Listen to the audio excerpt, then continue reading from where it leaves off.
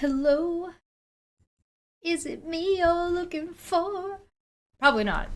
What are you doing here? This is a bad place. Don't waste your time here. Go learn something. Welcome. Hi. It's Tuesday. We're gonna be talking about Charlie Kirk. But before we get into Charlie Kirk, there's a couple of global newsy type stuff and things we gotta just touch on real quick. Again, we're gonna talk more about it on Thursday, but I just want to talk about it real quick. The G7 is going on. Trump lasted a handful of hours before he had to run away. And for some reason, I'm craving tacos. So,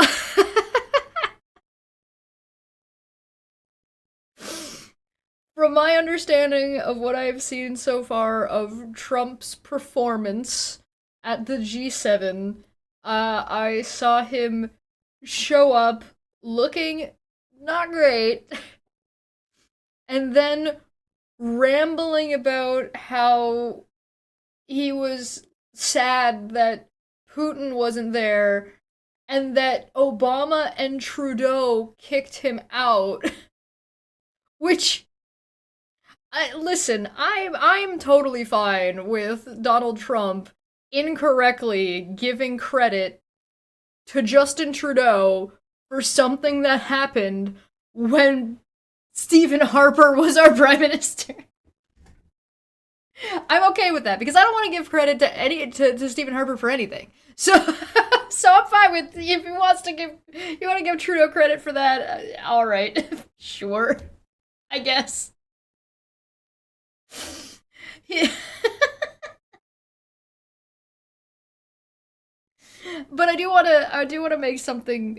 So then, he ran away after saying no to a ceasefire, between Israel and Iran. But whatever. He's announced a UK deal, but I don't. And then embarrassed himself by calling the UK the EU. So I'm not entirely because Russia got kicked out of the EU when they annexed Crimea. They didn't get kicked out with the escalation of the war of Ukraine. They got removed from the G7 over Crimea. So that was in 2014, I believe, is when Russia was officially removed from the G8, and the G8 became the G7. Trudeau was voted in and elected in 2015 into 16. 15 of the year before Trump got elected in 2016. So so so there's something that I do want to be clear about because I think people were talking about this. Um Trump isn't going to get America kicked out of the G7. Right? Being a fascist is not doesn't automatically get you kicked out. Right? Like Russia was in there for a long time and they've been a dictatorship for a while. Italy is there and they're fine and people will work with them. It's the G7's job isn't to dictate how other countries choose to govern themselves. That's not what the G7 is about. G7 is about global trade and security and being able to have a global, like a large summit where these major countries meet and are able to speak with each other and is the point. So Trump's not going to get America kicked out of the G7 yet. It doesn't mean it's impossible. If Trump attacks Greenland, that would be something, like militarily attacks Greenland, that would be something that would trigger America being removed from the G7 and likely removed from NATO because Denmark is Denmark. So I don't see, like, that might be something that could happen in the future, or that would be something that could, in theory, if there was a scenario that is possible that would get America removed from the G7, annexing Greenland or annexing Canada or anything like that would, things along those lines. Being a dipshit and like pissing his pants at the G7 isn't gonna get him removed. Him being shitty and weaponizing the military against American citizens isn't going to get him removed from the G7. That's just not what the G7 does. So if you are an American and you're concerned about that and you're like, oh my god, he's gonna ruin our relationships and we're never gonna be able to blah blah blah blah blah. No. That's not the problem. That's not really gonna be too much of an issue for you guys. And it also wouldn't be, I don't think it would be that hard for, if America were to leave the G7 and leave NATO, I don't think it would be that difficult for America to get back in a handful of years if America decides to rework its government structure. But alas, I have to show you guys something. So 250 million acres. Let me see if I can get this a little bit better. So this is a decent, it's not the greatest map, but it's okay. Over 250 million acres of public land are eligible for sale in the bill, including local recreation areas, wilderness study areas, and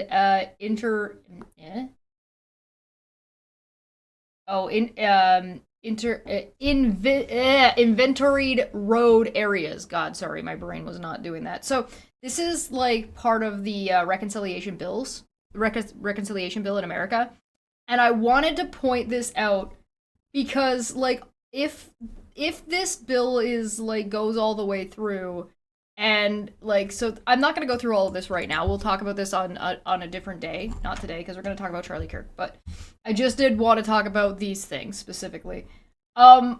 This is what the land looks like.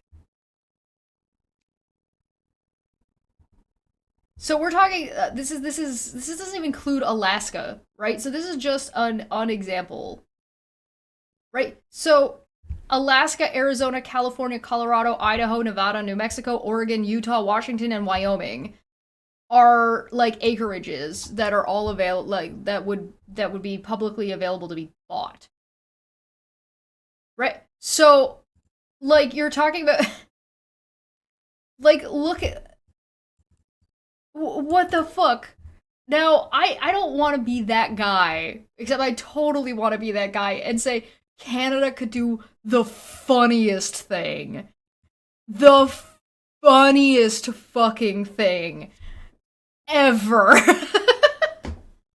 And it would be brilliant. Can Canada please buy...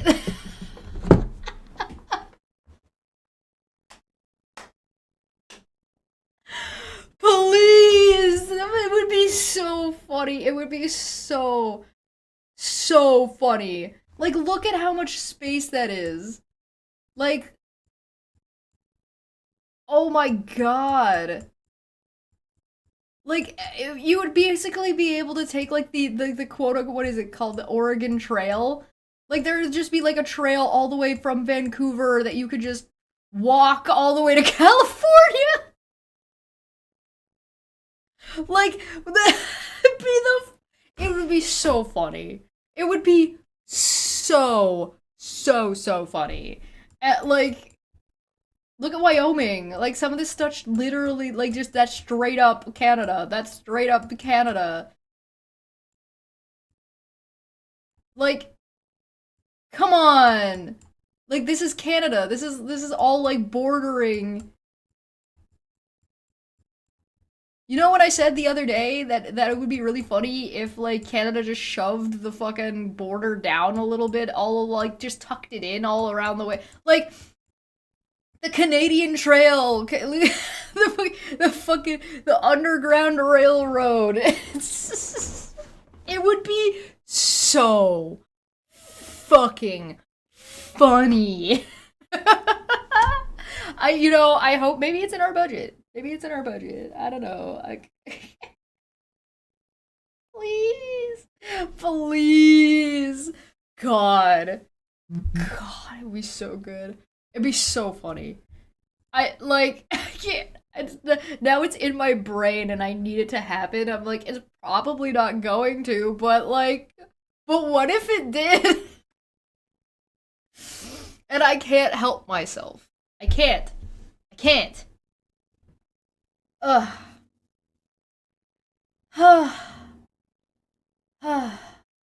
Unfortunately, it would still be US territory just owned by the Canadian government. That's what makes it funny, though.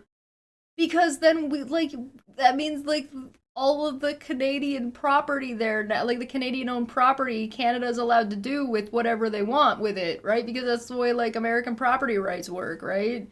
So, like, it would be so funny! It would be so funny! Please! Please let us do that. It would be so funny. Alright, anyway. Let's get into what we're actually here to do with fucking this man's stupid fucking face.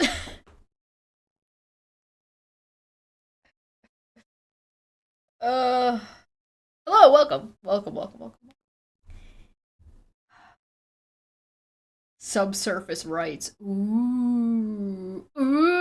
You probably do, like, up to a number, right? Like, if you buy a property, you're allowed to dig so deep before, right? Like, he does really have a very punchable face. Canada already basically has complete control over a few U.S. territories because there's basically no way to enter or exit them without crossing the border. Well, yeah. Yeah. There's that. There's also, like, Alaska being wholly neglected. There's a lot of things, but fuck, it'd be so funny.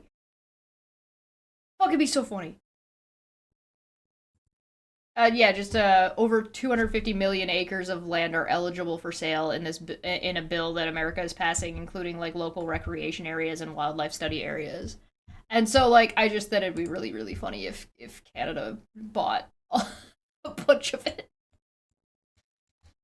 Anyway, okay, well, let's talk. All right, let's get into this fucking guy. So he went to Oxford. So this is Charlie Kirk at Oxford University.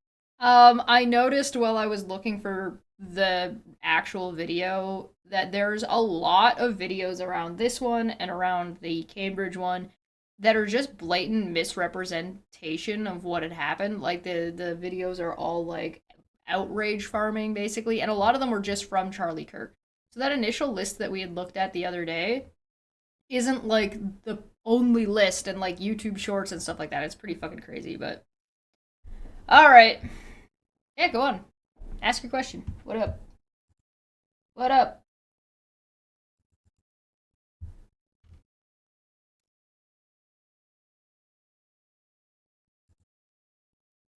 Water rights in western US are really complicated. Yeah.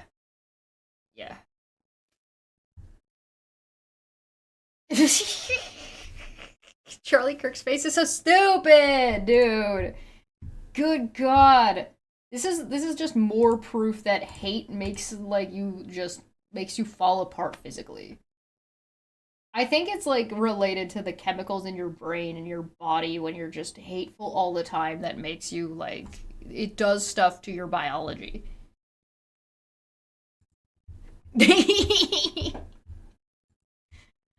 Why does Charlie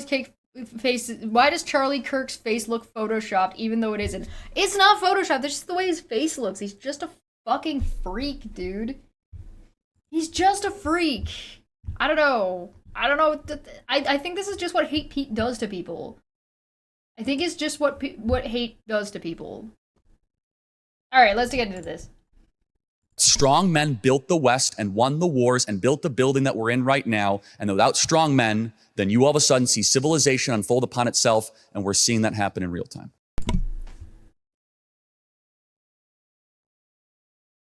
Okay, I'm done. What a fucking idiotic fucking thing to say.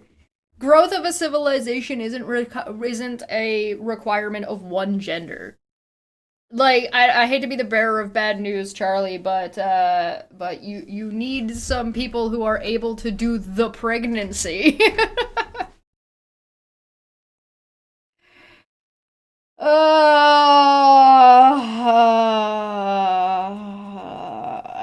again, if you want to actually talk about like how the West, like how America established itself as a country, without brothels and women running brothels, you likely would not have an America. Strong men equals black people and Christian immigrants building railroads, right, Charlie? Good point. And the Irish.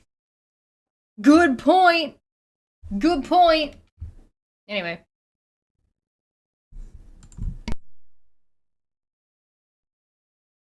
Charlie Kirk is the founder and president of Turning Point USA, a prominent conservative youth organization with a presence of over 2,000 high school and college campuses across the United States. He served as the chairman of Students for Trump, which focused on mobilizing young voters during the 2020 presidential election. Kirk is the host of the podcast The Charlie Kirk Show and maintains a social media presence following with high levels of engagement across all platforms. So please welcome me for introducing Charlie Kirk.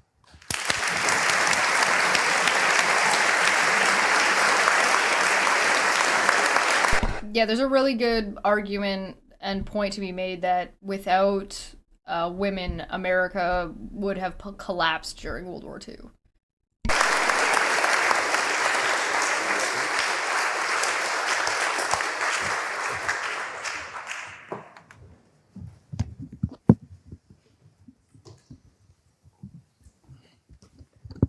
Welcome. Thank you.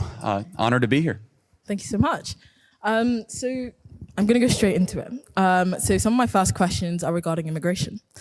So you've argued the 14th Amendment policy, 14th Amendment has been misapplied to undocumented immigrants. And if so, you oppose birthright citizenship. And if you do oppose birthright citizenship, what alternative system would you propose for determining who is automatically a citizen? And how would you address the risk of creating a legally precarious or stateless class of US-born children? Okay. It's a good question. And first of all, thank you for having me, and great to be here, everybody. So if you don't, I was amazed. I was at the other place yesterday, so we hope that... At the other place? You mean Cambridge? You were at Cambridge yesterday? So this is like going one right... He went to the UK and did one right after the other, so he's gonna be all hot and heavy after getting rolled at Cambridge, so... I guess we'll see if he has a better showing fucking this day. Vote in the chat. Oh yeah, I didn't put the goal in. Spice. This time. Oh, the spice. Spice. So this has by the way, this video has like the same sort of format. So they're gonna do the Q&A, then they'll get into the debate. So we'll probably do things the same way, but we'll see. You guys are going to be even better, right? We'll see what happens. I was amazed by how much. I love when he tries to like engage with the audience and they just don't engage with him. Like they're not laughing. They're not like, oh yeah, ha ha ha, very funny. No, they're all just like. You guys care about American politics and you know about our system of government. So if you don't know, I'm just going to kind of just give you a quick overview. So we have the 14th Amendment. It was one of the post-Civil War amendments. It's been used to applied for a lot of different things. One of the ways that it's been debated is this idea of birthright citizenship. So birthright citizenship is that currently in America, you could. I just want to add in additionally to what he's saying. In addition, the 14th Amendment is something that had to be voted on in the first place and debated to be put in place at all. So when he says this, it's kind of a little bit of a misnomer, in my opinion, but whatever. Maybe I'm being pedantic.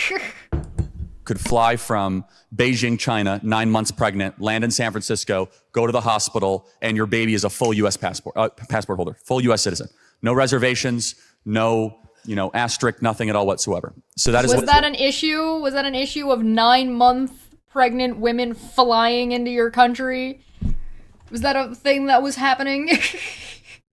Is it common for women who are about to give birth to hop on airplanes and get on 36-hour flights? Charlie, want to talk about how unrealistic the example he just gave was, which kind of makes me think that, like, maybe your problem that you're trying to fix is kind of not really real. So, like, how many hours is a flight from Beijing, China, to America? And so what? Why is that a problem? We'll pick Beijing specifically. Well, let's say Beijing to New York. That's reasonable, right? How many hours? 30, 20 hours, 18 hours. With a 1 hour luncheon. Ooh.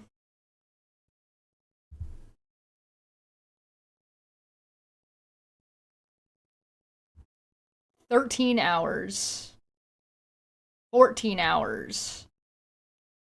15 hours and 40 minutes. Okay, so let's call it somewhere between 15 and 16 hours, assuming, like, let's call it between 15 and 20 hours, because a lot of these flights are going to have stop-offs, and so, like, a straight flight, if you could get one, would be 15 hours, but on average, you're gonna see 20, because you're gonna be stopping off for an amount of time. I am finished. He said, "Hail, Chesh, hail the flow of the spice, the spice." I wonder if the university purposefully chose a lady of color. If I remember correctly, the other university had a lady of color talking to him, but either way, I remember it was a lady. Yeah, I think it was. I don't know. Do you want to look? I don't remember. Let's just look. I'll just look. Why not? We're here. Why not? It'll only take a second to find it. So does Charlie Cook really think, or Charlie, now I'm calling him Charlie Cooked. Fuck. Does Charlie Kirk really think that, I pressed the wrong button. Does Charlie Kirk really think that, women are hopping onto, 15 to 20 hour flights to fly to America while they're 9 months pregnant? Does he actually think that's a thing that's happening? Like... What is deeply unserious person? Okay, so she, this is what she looked like. I don't know her ethnicity, but she's not, like, American white. Like, American Caucasian.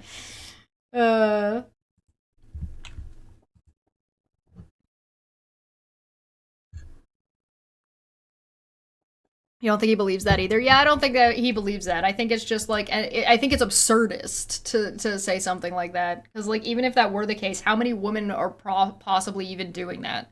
If you were to take every flight that lands from Beijing in America and fill every single one of it with pregnant women that were about to give birth, that were then rushed to the hospital, how many babies would you even end up with it? And would it even be enough to make a dent in the American population? Like, why is this even a problem? It's not. It's a made-up problem.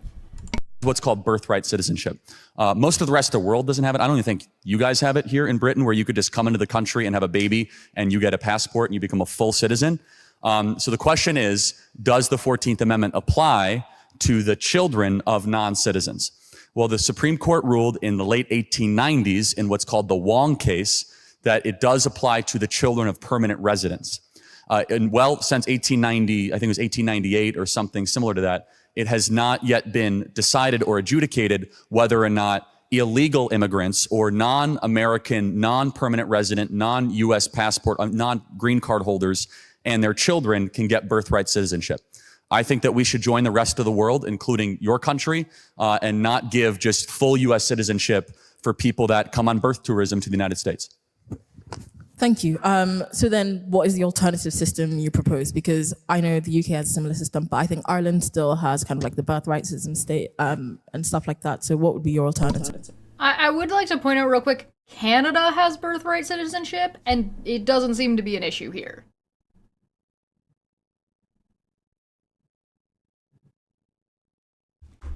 What this really gets down to is the idea that people absent documentation can be denied rights. Yeah, regardless of whether or not they are legal or not. If you're lacking some documentation or so, and like you can always finagle that and be like, well, you don't have this very, very specific piece of paperwork, so you don't get to have rights.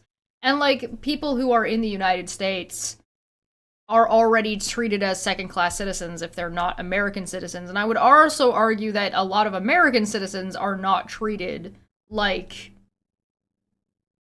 first-class citizens, even if they are American citizens, in large swaths and portions and in sections of America. But because again, I'm still of the opinion that I think America is a third world country dressed up in a first world suit.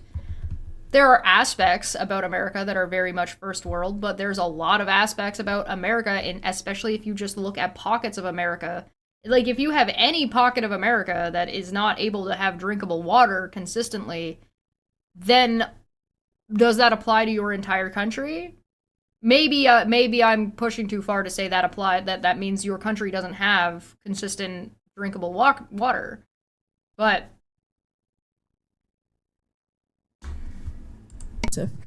Well, to the birthright citizenship question, just get rid of it. And replace. Replace? Well, there should be no replacement, meaning that if you want to come to the United States of America, apply like everybody else and get in line, and you don't get to show up pregnant and have a child. And bro, the baby doesn't have an opinion. What do you mean? If you would like to become a U.S. citizen, apply. Child becomes a full U.S. citizen.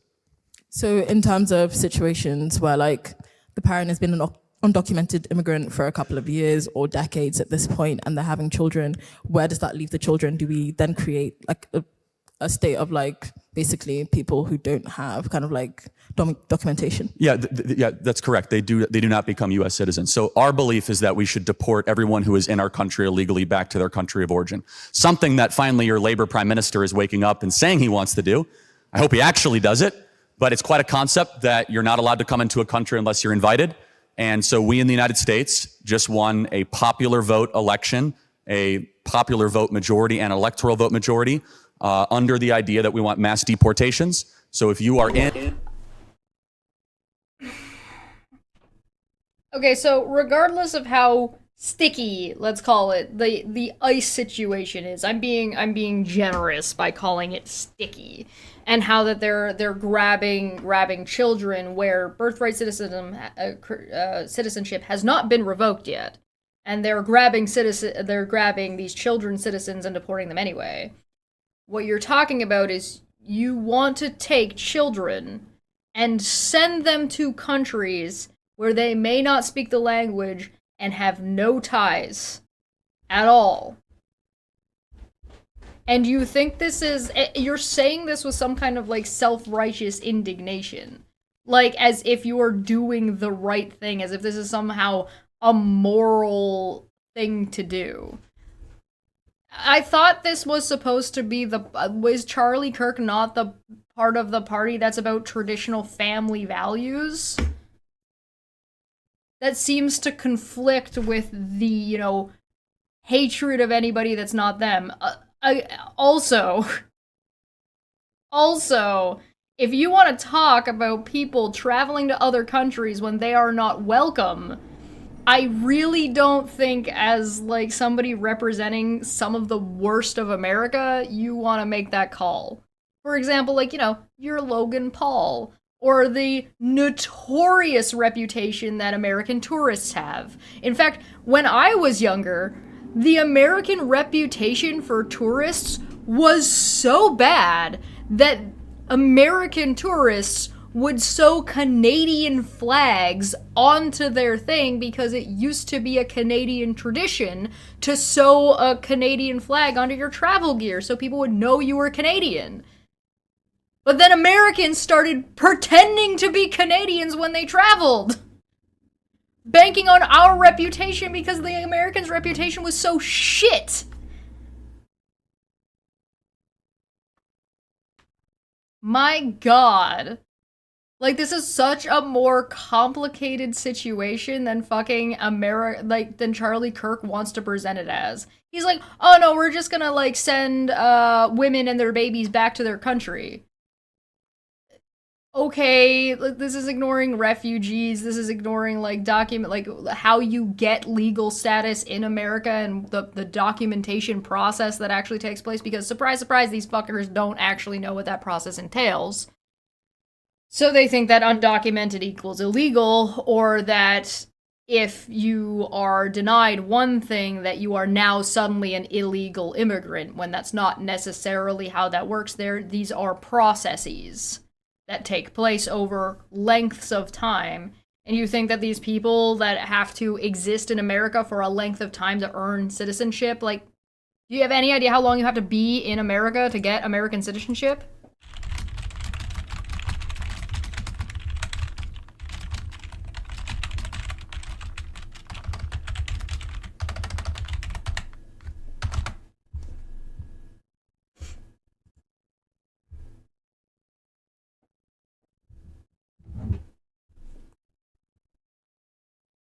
Anybody know off the top of their head? I just double checked it to make sure that I was correct, and I was, but guys have any idea how long it takes? It's 5 years. Yeah, you have to be in the country to apply for asylum. Right. And yes, you have to be a minimum of 5 years. So you expect these people to just not live lives for 5 years? Do you expect them to be abstinent for 5 years and not have sex, even if they are a family, even if they're, like, already married? Like, even if they are under your very narrow term of what counts as a family? They've already been married, they live together, they work in America, they have to be there for 5, they're just not allowed to have kids? How are you going to regulate that? How are you going to regulate people immigrating and trying to become US citizens, having children or not?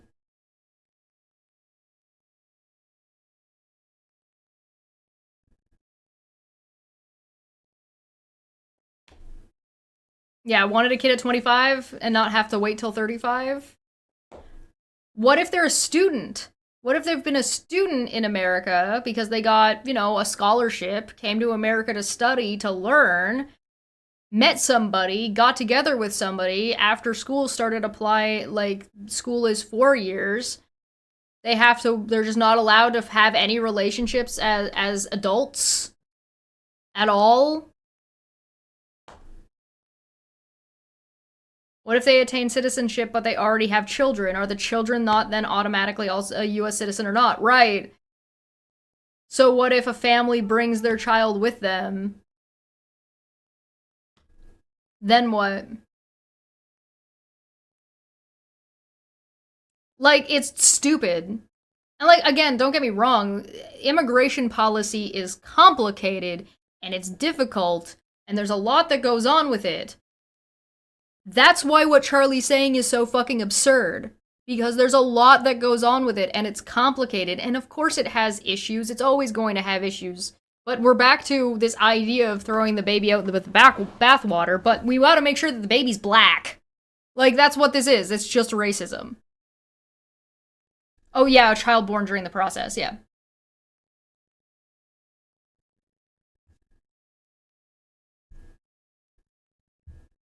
In our country illegally, the United States, it is our plan to return you back to your country of origin as a full family unit. Okay. But you're not doing that, first off. That's already not the case. That's already definitively not what ICE is doing, so that's a lie. And second off, are you gonna deport somebody who does have citizenship? So what if one family member gets citizenship and one family member doesn't have citizenship and they have a child?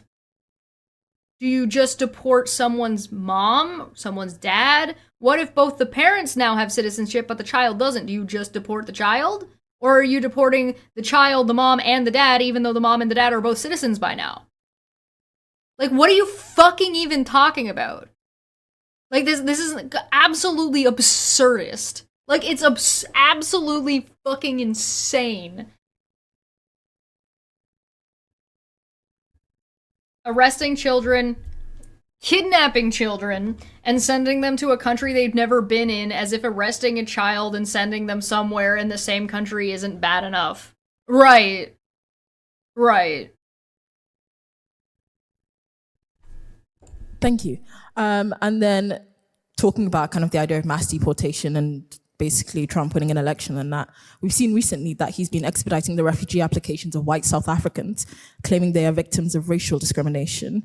Considering what you've just said about kind of mass deportation being the view, what do you think justifies the embrace of white South African immigrants, white South African immigrants and their temporary legal protections that Trump is granting them? Well, for one, one of the leading political parties in South Africa is saying that we should kill the Boer over and over again in a endorsed chant from the top leaders in a political rally, saying that we should go kill the white South African farmer. You can look at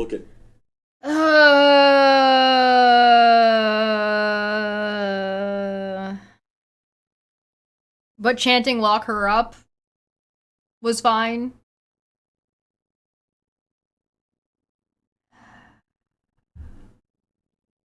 Yeah, so a lot of the white South African genocide has it been debunked, so I'm just not going to bother going into it here. Everything he's about to say has already been debunked by people who are better at it and know more about it than I do.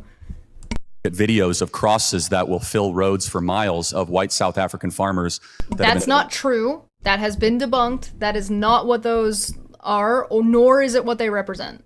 Brutally murdered in their home, basically because of what is called land reparations at worst. So this is at best, and then there's another word that we could use for it, which we'll see if it actually qualifies for that as time goes on.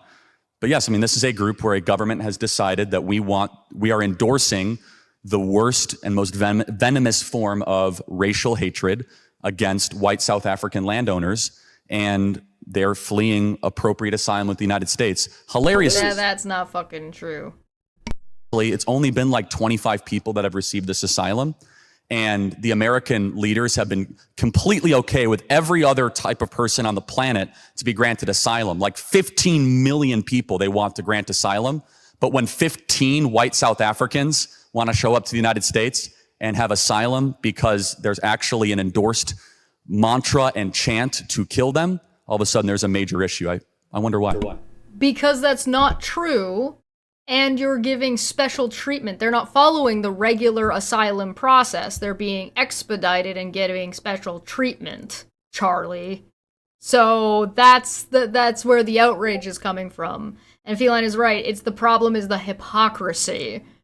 Correct. And this is not appropriate fucking asylum seeking, because he likes to say, well, these are the people who are doing it right, and these are the people who are doing it wrong. And when you say you're doing it wrong, we mean we are being racist.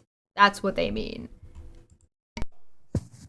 Thank you. So then, considering that, so if it applies to, for example, Nigerian Christians being killed in Nigeria, and other kind of like world atrocities we're seeing across the world where people are in a vulnerable position, you would agree then that they also should have their applications? It can. Again, it's a case-by-case basis. And if one of the leading political parties... It can.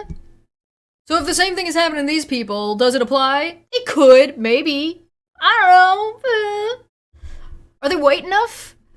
In Nigeria, whether it be the Muslim or the Christian faction, was outwardly saying we must kill the Muslims or we must kill the Christians. We're a very generous country. We're willing to look at all the cases associated. I happen to know the South African one better than the Nigerian one. I mean, Nigeria... This is literally the Peter Griffin meme of the skin tone flap. That's the meme. That's the meme he's doing. It's like, oh, do you count as a refugee? Oh, yeah, no, they're being generous, so they want to yeet people out. Listen, the generous thing to do... Okay, hear me out. If America was like, we have an immigration problem, and we have too many immigrants, and we have too many illegal people in the country, the answer to that isn't to broad brush paint every immigrant and fucking kick them out. What you do is you reduce the amount of spending and the number of people that are being allowed into your country at a time, and you use the money you're saving from that to bolster your court system so it can do this case-by-case basis thing that you allegedly want to do, to expedite that process so that way you can go through and you can get through everybody's immigration status at a good and reasonable point. If I'm not mistaken, maybe I'm wrong, but if I am not mistaken, one of the reasons you have undocumented American, like people who in America, is because your court system is clogged up. And so people's papers get out of date because your government is not keeping up with the number of people that are applying who have been approved to be there and are supposed to have court dates, and their court dates get pushed back, etc., etc., etc. Now, the one other thing you could do is you could change what is expected for or what is necessary to have refugee status. Or if you want to just not take in any refugees for, I don't know, 5 years, America just be like, listen, we're not letting in any refugees from anywhere for any reason. We are not bringing in international students. We're not bringing we're not bringing anybody into America for 5 years. And you could set up a policy like that. Give yourself 5 years to catch up on all your documentation. Right? And maybe rewrite and rework some of your laws and rules. You do not need, it is not necessary for you to militarize cities and use your military against your cities to try to kidnap people and send them to gulags. That is not a necessary evil for you, America, to fix or set up or restructure or catch up on your fucking paperwork, your immigration paperwork. There are ways to mitigate things. Like Canada, for example, people have been associating the housing crisis with the number of immigrants. I don't think that's true. I think there's maybe some correlation there, but it's certainly not the cause alone, for sure. But if people feel like there is an issue there that we can't afford houses because we're bringing too many people in, so there's too many people who want houses and not enough housing, I can understand the lack of nuance and why that bridge gets connected so easily. We, as Canadians, are saying, hey, listen, we're going to lessen the number of people we're bringing into the country. Why? Because it's going to settle people down. It's going to cause less racial tensions, which is we don't want. Because we don't want additional unnecessary racial tensions between people. There's no reason to cause additional conflict. Gives us time to get caught up on paperwork. Lets us do a bunch of building. We can ramp back up when we're ready to do so. It's really that simple. And nobody's out here being like, Canada's racist, oh, call the National Guard, oh, we need the RCMP, bam, bam, bam, bam, bam. Like, it's just completely it's completely invalid. Charlie Kirk's reasoning is completely invalid for why he wants to do this to get this result, because it just doesn't, these things are not, it doesn't comport with reality.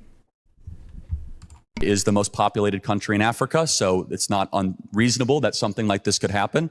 But the United States of America is a generous country. We've been known, when it meets the criteria, that we are a place that you can find safe refuge. The problem is our asylum process has become a scam the last 15 years, where people from countries just that have high crime rates are able to say— Then why are you deporting people who have been in the country for longer than 15 years?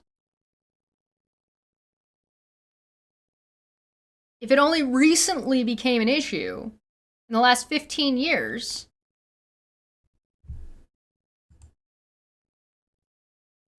why would you ever need to look at anybody who's been in the country longer than that? And what was the change? What changed? What happened? What happened 15 years ago? What change was there to refugee status?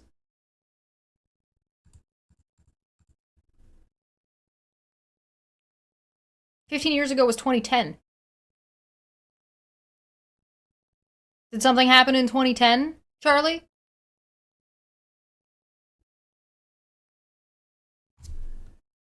Tell Elmo. I don't know.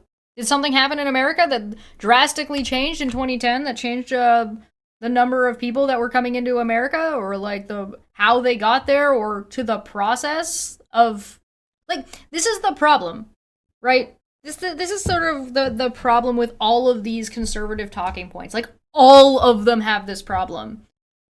They don't actually associate it to any particular point in reality.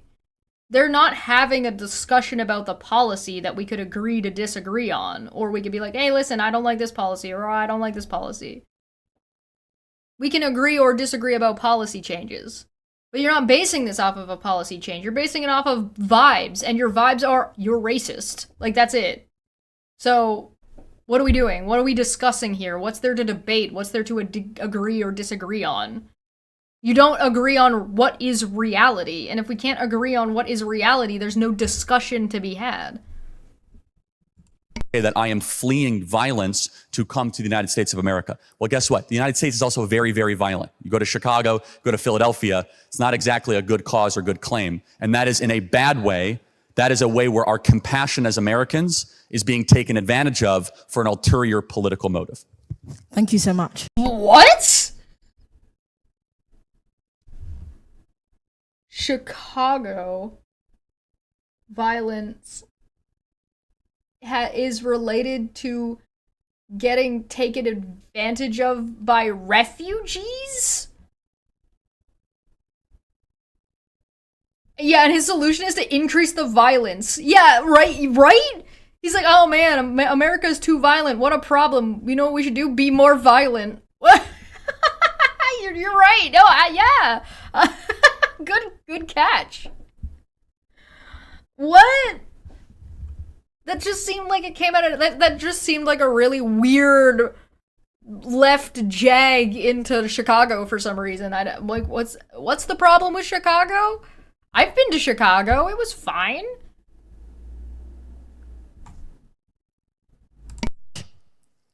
Moving on slightly to a different topic, which is abortion. Currently, there is a woman who's been declared brain dead in Georgia and is being kept on life support because the state's restrictive abortion laws that ban abortion after cardiac activity is detected, generally at 6 weeks. So I want to basically ask you, your thoughts on that and how you think kind of like the pro-life arguments apply. Okay, so before he goes on, I do have an update on that story. The baby has been delivered from brain dead woman on life support in Georgia. This was posted Tuesday, so this is as of today. Atlanta. The baby of a woman in Georgia who was declared brain dead has been on life support since February, delivered early Friday morning. 31-year-old baby was born prematurely by an emergency cesarean section earlier Friday. The Atlanta station reported on Monday night. She was about 6 months into her pregnancy. The baby weighs 1 pound and 13 ounces and is in the neonatal intensive care unit. He is expected to be okay. He is just fighting. We just want prayers for him, is what the mother had said. Sorry, not the mother of the brain dead woman, not the brain dead mom.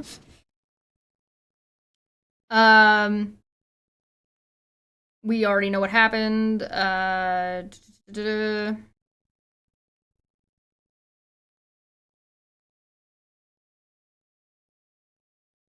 Emory doctors told them that they were not allowed to remove the devices keeping her breathing because state law bans abortion after cardiac activity can be detected, which is what they said, confirmed. Generally around 6 weeks into pregnancy. Georgia Republican Attorney General Chris Carr later issued a statement saying the law did not require medical professionals to keep a woman declared brain dead on life support. Quote, removing life support is not an action, quote, with the purpose of terminating pregnancy, Carr said. What? So you can kill a baby as long as your intention wasn't to kill the baby? Like, what? Where's the baby getting deported to? Yeah, good question.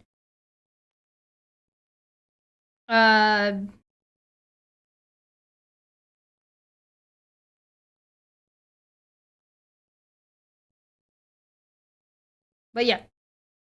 That's the update. So I don't know who's paying for all the medical, but that's the update. Well, they have to bill for the natal care. They'll have to bill for keeping her alive and the room that she was staying in while she was that was happening, plus the delivery, plus whether or not the baby, we'll see how the baby does. But go on, Charlie. What do you got for me? I'm having a hard time hearing you. So you said there's a woman in Georgia that's on life support because I'm having a hard time hearing you. Whoa. I'm having a hard time hearing you. Brother. That's funny, you didn't seem to have an issue with any of the other questions. Charlie, why are you like this, you fucking hateful little shitmonger? was not able to get an abortion. So she's being kept on life support because she still has this baby in her womb. And she has a what? I'm sorry. She still has this baby. Yeah, she has a what? What? This is a question about abortion? What could this woman possibly have? But she's like brain dead, completely brain dead. She still has a baby? Yes, but she's being kept on life support just because of this baby. And this is just due to the state's restrictive abortion laws that ban abortion after cardiac activity is detected. So I don't know enough about the case. Why is she on life support? Is it a pregnancy-induced ailment or is it a unrelated? She's brain dead. Why does that matter? What do you mean is it a pregnancy-induced ailment? What the fuck are you talking about? Oh, man. It's almost like this question made him really uncomfortable because it doesn't comport with his made-up reality. She has a what? What's a baby? He means mentally. Physically, he can hear just fine. He's just blocking out the words. It is selective hearing right now. He's very uncomfortable. Hey, what's going on? Why would it matter? She's brain dead. Separately ill, but the idea is she's completely brain dead. So basically the only thing that's keeping her alive is this machine because of the baby, due to restrictive abortion laws. Yes, I mean, that baby is going to be able to live, praise God. And that mom will now, her parting gift to the world will be another life. I think that's beautiful. Unless there's an element of the case I'm missing, like she has pregnancy-induced sepsis or there's something related to the case that I'm not aware, because I do believe in the... She had a fucking brain clot, ostensively. Charlie! No! Charlie, no! Yeah, this is outright horrifying. Yeah, this is some Handmaid's Tale shit. Well, that woman should be, that brain-dead woman should be thankful that her body was kept alive as an incubator against her will. Holy shit. But it's beautiful, because women aren't people. They're incubators. Women are legally mandated to be incubators for the state now. That's, yes, correct. Unless they're immigrants.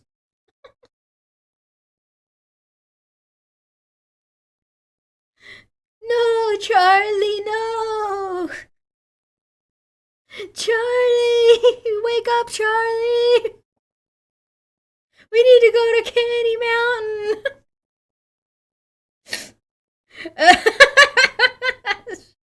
Charlie, you've got to wake up from your delusions, Charlie! Charlie, no! In Charlie's mind, this is going to encourage brain-dead pregnant persons to fly to the United States to deliver babies. This is awful. Good God. What the fuck is wrong with you? The exception for the life of the mother, but that doesn't sound like that's what this case is. So to be clear, like the mother is dead, and like she's well, hold on. How is she dead if she can? She's being kept alive. Hold on a second. How is she dead if you can gestate a baby? She's brain dead. But she's not dead. Hold on a second. She's brain dead, but let's re-examine what being dead means. How can you... Let's maybe not have Charlie Kirk trying to define what counts as alive and not alive, especially medically. Sir, her brain is gone, her soul has left her body. She is an ex-parrot. This is the most vomit-inducing, fucking disgusting thing I've heard him say yet, and I did hear him go on a rant about Israel, which was pretty fucking gross. But wow, she's not being kept. So here, let me adjust the verbiage because again, Charlie's gonna get into this thing about semantics. This woman is not alive. This woman's body is continuing to perform some biological functions through the assistance of machinery, medical machinery. Does that solve your problem? Does that solve your problem, Charlie? This woman is dead. Her body is continuing to perform some biological functions due to machine intervention.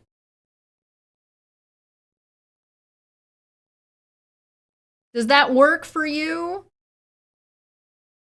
Holy shit.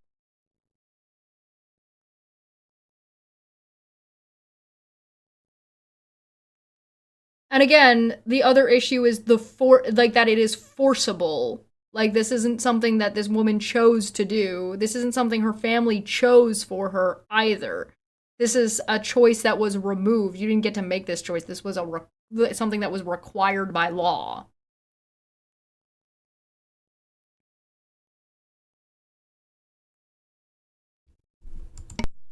Actually have a baby fully develop within you if you're dead. The baby did not fully develop within you. Because she was dead, Charlie. The baby was born premature by an emergency C-section because the machinery and body were failing and only lasted so long because it is not a perfect science.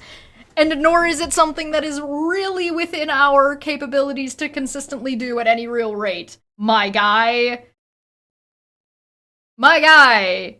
The baby did not fully develop. She did not become pregnant while she was brain dead. But I would like to point out that there are women who get sexually assaulted in long-term care units when they are in comas, which is not dead. You do know, does Charlie not know that your brain makes your body work, so if your brain doesn't work, your body fails? So the machines are just trying their best to maintain the body as long as possible? Like, if you took her off the machines, her body would fail and die because she's brain dead? Because she's fucking dead? You know there are, like, expectations medically about how long you can go with your brain off, right? Like, how long you can go and still be brought back when your brain dies. Like, even if you believe you have a soul, like, fine, whatever, but your body does not function without your brain because these are physical aspects. Physical aspects.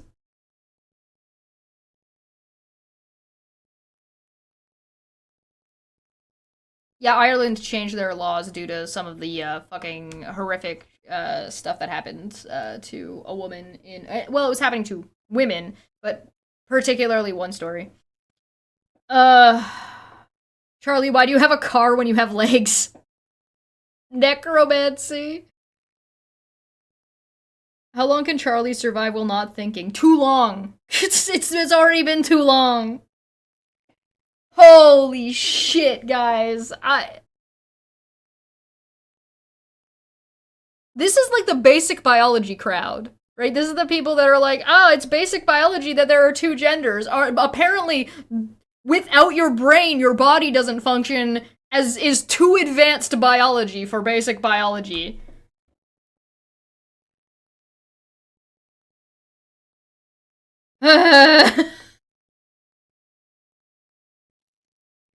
No. Charlie's got, like, the basic body functions. He just doesn't have upper brain functions. He's got the base, like, it's like breathing, you know, he's got that one down, probably.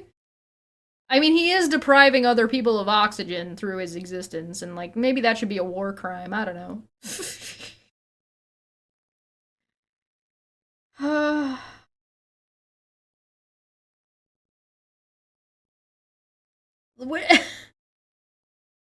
How can you actually have a baby fully develop within you if you are dead? He thinks he's being smart. He thinks he's being. We're not even at the debate part. This is just Charlie Kirk kicking himself in the nuts. We're not even at. Charlie Kirk is embarrassing himself as of right now. Jesus Christ. And that's what's always so interesting. People that are called dead, they could still get pregnant. Women who are dead still menstruate. They still, when they are stabbed, their adrenaline levels go up. And again, this goes. What? Has Charlie Kirk been running around stabbing dead bodies and impregnating dead women? What?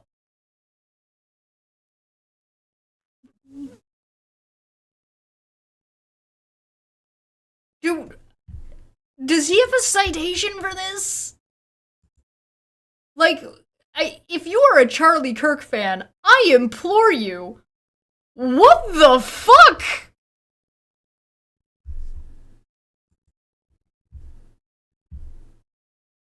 Is he equating brain dead with someone in a coma? Like with unconsciousness?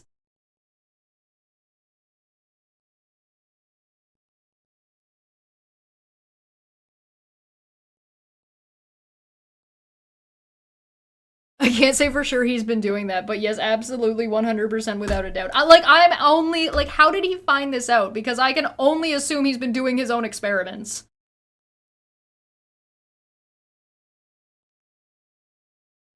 I'm offended his name is Kirk. Oh my god.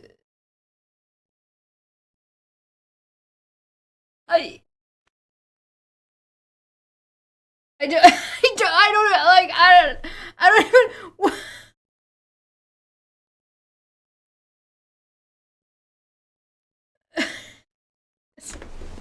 don't even.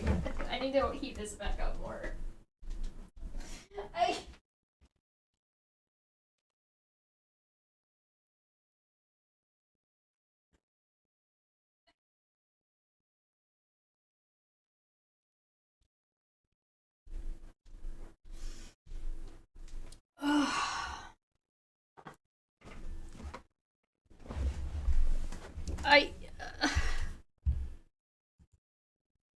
What did you send me?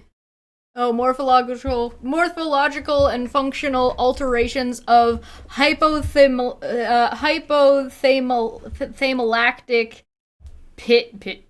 I don't know, system in brain death with long-term bodily living.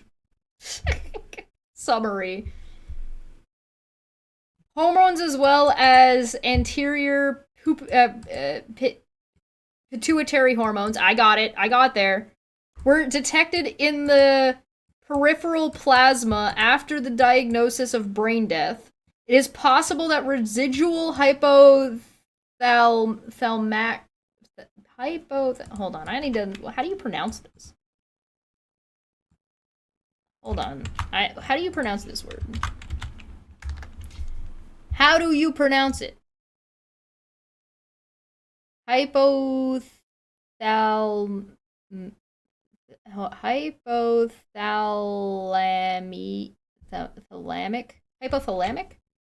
Is it hypothalamic? Did I get it right? Hypothalamic tissue was functioning after satisfying the usual criteria of total brain death.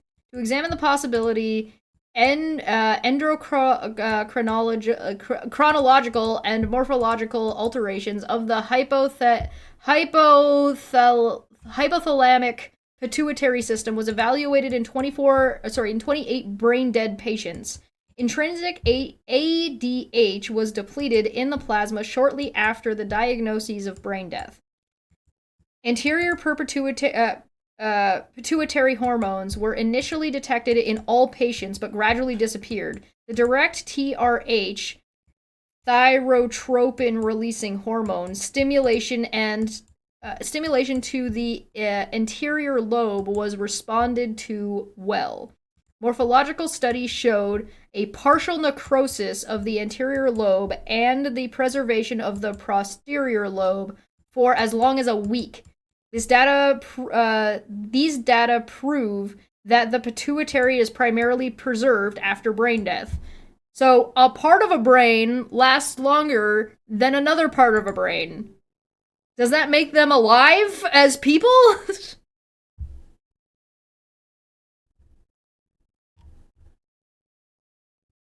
Ergo, things like hormones will stop within a few weeks of a total brain death, meaning things like menstruation just does not occur.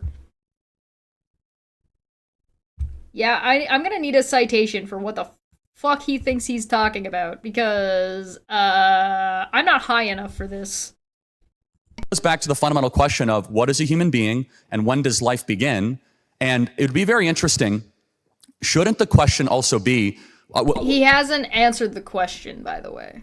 I don't know what her wishes are. Do we know her wishes or not? Or Well, the thing is, again, she's brain dead. She can't give us her wishes. well, no, but I'm her saying family, no. But hold on a second. Her family have made she it very could have clear. prior to this of the pregnancy said, "I want to do what." Jesus, I don't know how I could make this clear. What does she want? She's brain dead, Charlie.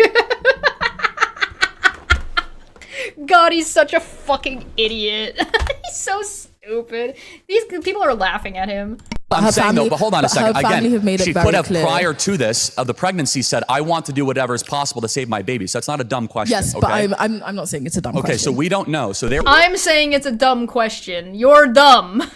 Phrase your question better if you don't want to be called dumb.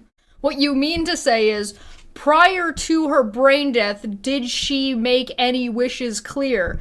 That's what you're trying to ask. Be smarter. Your question was dumb, and you got laughed at for it. I'm gonna call your question dumb.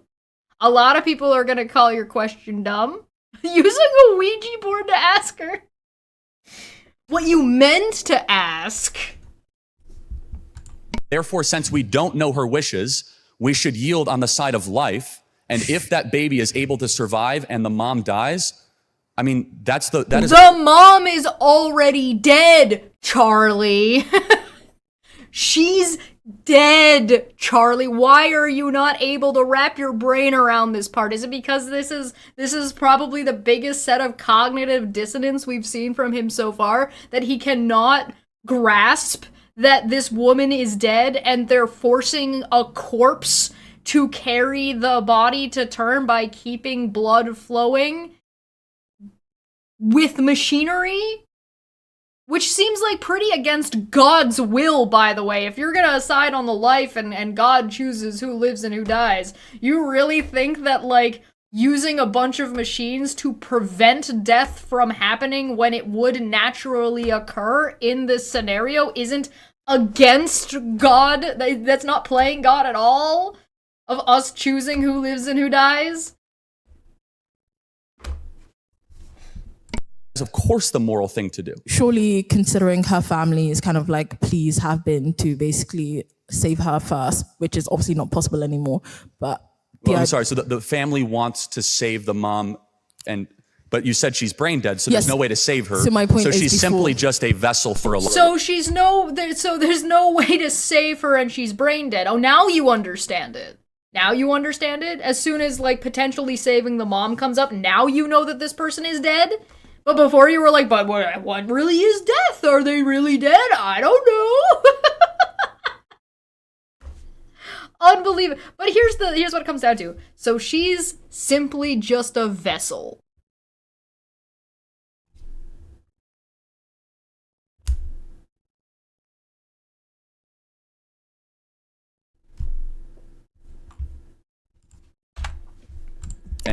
But you said she's brain dead, so Yes. there's no way to save her. So my point is she's before- simply just a vessel for a life. Well, do you think that's okay for women to just be vessels for life? No, of course not. In this extreme case, though, which is a moral question of if you terminate the mom, the baby dies.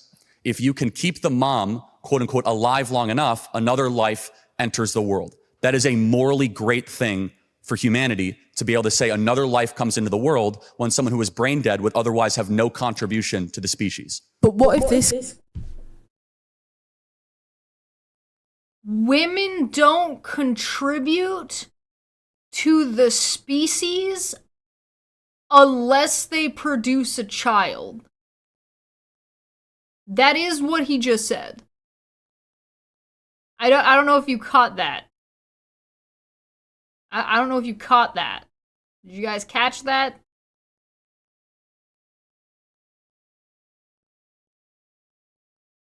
The baby being under 2 pounds is not a good thing. No, it's not.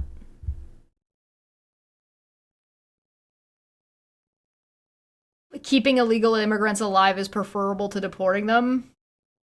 Yeah, go figure. You side on the side of life, do you?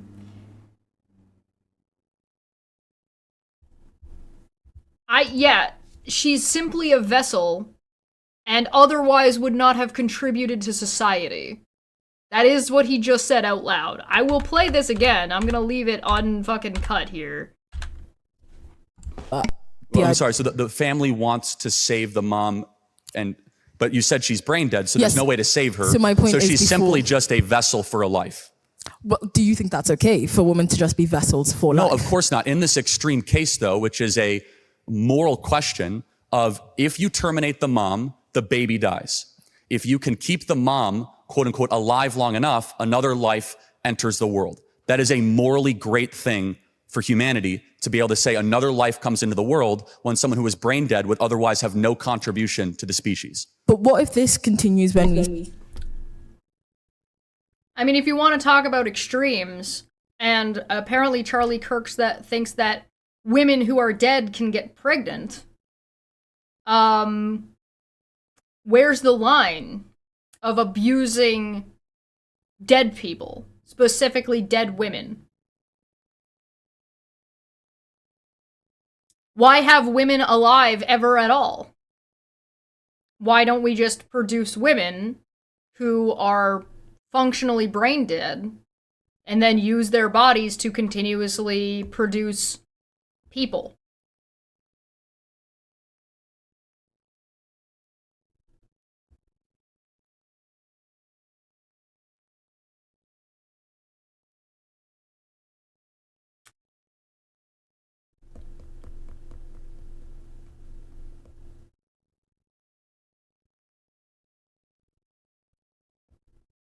Or just rounding women up and saying, this is your contribution to society.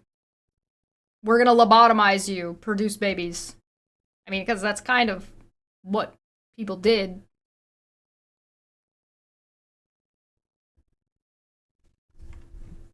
We see more restrictive abortion laws in different states. Well, we're not. This case that you're saying actually proves my point that she doesn't have agency, she doesn't have consciousness, so we should yield on the side of the protection of the human being in utero. So here's my point. The reason why we have this case happening in the first place is because of how restrictive the abortion laws. So here's my point. Abortion should be banned in the United States of America, and we're well on our way to do that. Well, so yes, correct, completely, except for the life of the mother. Okay, so in the exception of the life of the mother, you agree that Correct. that should be, but in this case where we basically have these women being vessels as brain dead individuals and we're continuing to carry these pregnancies to full term, do you think this is like morally okay in terms of what if the woman says no beforehand, she doesn't want to be carried as a I guess vessel? the question I would pose to you or anybody else, what is the moral difference between the baby and the womb and her? One is older? Are they not both human beings? I mean, why all of a sudden that we're able to say that she's older and more developed that you can eliminate the smaller being? Why is that okay? She was brain dead in February, my guy. February. It is now June. And it was born early. Let me just pull up the article again real quick. If he wants to try to win on a technicality here, you're talking about she was 6 months into her pregnancy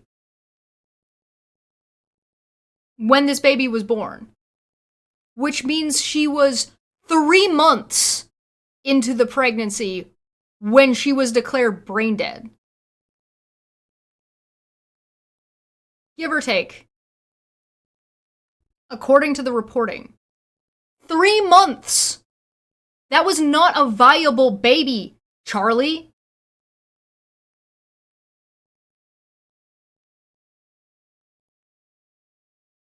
Oh, is it 2 months? Well, hold on. February, March, April, May, June. Sorry, that's 4 months. So that's 2 weeks. Yeah, 2 months. Only 2 months. And the baby wasn't born. It had to be emergency C-sectioned.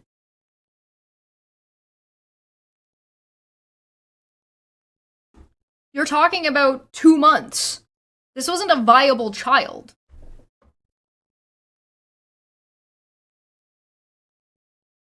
So again, we're back to, actually, Charlie has demonstrated exactly why I keep saying this isn't a conversation about what is morally right or morally wrong. Abortion is actually a conversation about who you prioritize. Do you prioritize the woman or do you prioritize the baby?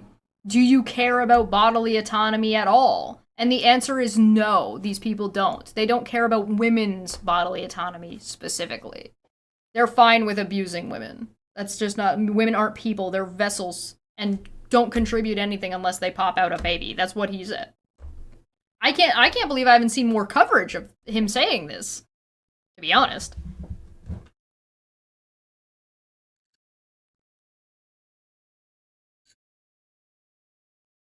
What if a woman in a coma is forcibly impregnated and they find out at 12 weeks and they have a partner that could object? Does he say no to the woman? And does he say no, the woman must keep the baby? No, they don't get a choice. So if a woman in a coma is raped and gets pregnant, she will be forced to carry, by this law, she will be forced to carry that child against her will and against the will of any family members. The family members and significant others are being completely devoid of any choice or say, regardless. He's also bringing up this situation because he doesn't like that she just asked, well, what if she said she didn't want to do that? Again, this child, this baby, was only maximum 2 months when she was declared brain dead. 2 months. That's it. Jack for 2 said, get super chatting and spice it up. Yeah, we're gonna need some of this shit in my body to deal with this. Holy shit. Brings up the hypothetical of a woman in a perpetual coma constantly being forced to have a baby against her will. Yeah, or baby farms. Like, why have women in society at all with the way Charlie Kirk talks? Right? Charlie Kirk speaks as if historically women don't matter, and as if the only contribution women can ever provide is popping out a baby. And then I guess maybe taking care of it.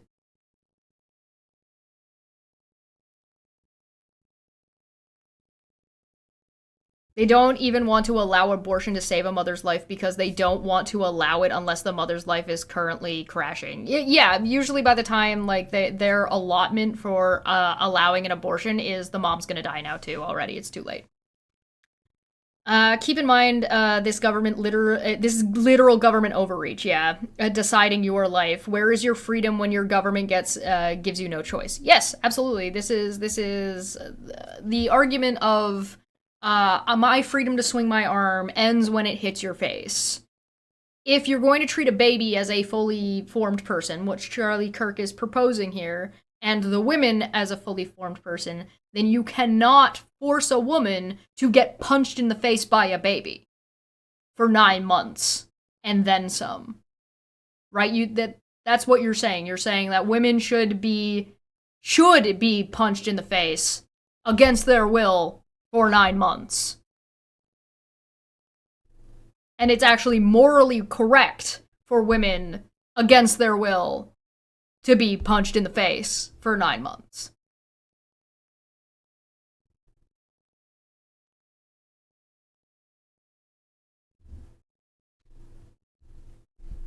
Oh yeah, no, and SAR is right. This isn't hypothetical. Women being impregnated and then forced to carry the pregnancies while they're in a coma and getting raped is not a hypothetical. That's a real thing that has happened.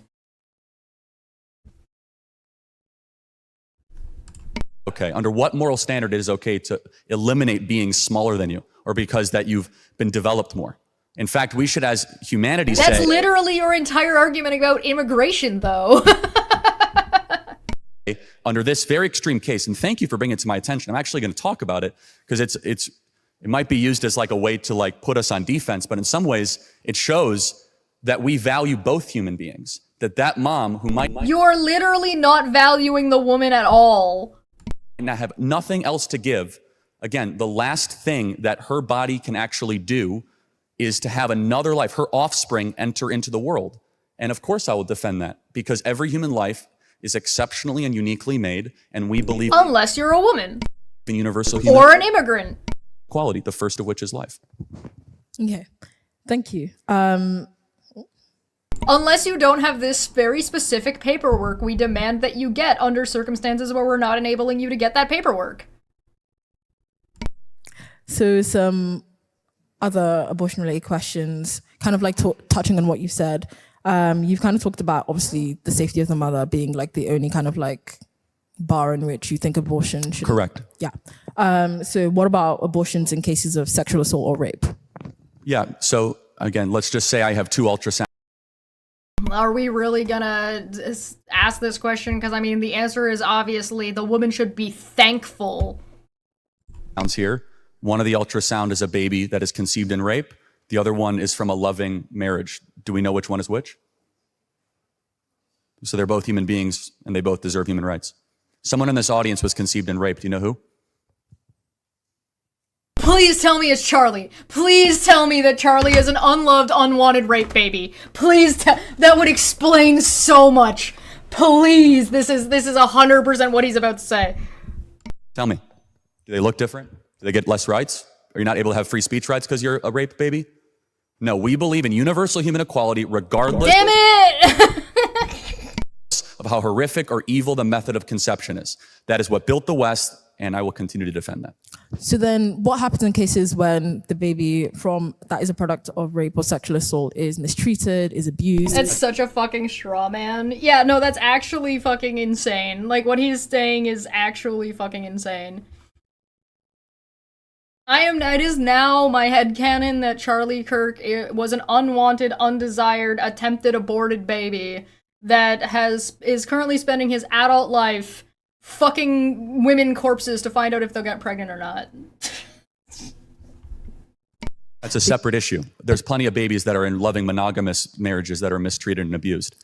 Separate. There is no correlation. There's no moral justification to say that I think, or I even have data that baby will be abused or mistreated, therefore murder is okay. I mean, there is correlation. I think it's very clear when they've been perceived. That's not the question, but also, like, this is one of the issues. When you want to say you're a generous country, when you want to say that you're good people that care about life, but then immediately say that you don't care about the quality of that life, it doesn't, like, you're just anti-choice. That's all this is. This is just about control. It's not about life. If it was about life, you'd be talking about different things and actual helpful issues. People don't want to go through that pregnancy. Pregnancies are dangerous. Correct. Yes, he's completely dismissing the rights of the woman, because the woman doesn't have rights. The rights of the potential, like, if life begins at conception, because I don't care to argue that point, the life in the mother automatically supersedes the life of the mother.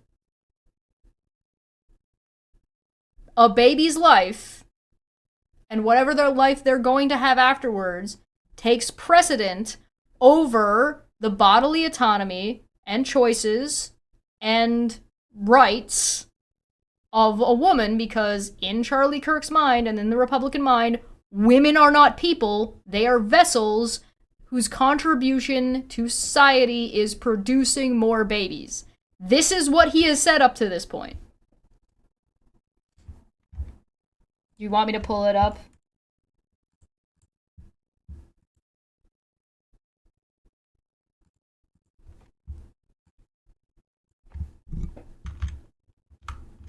This guy?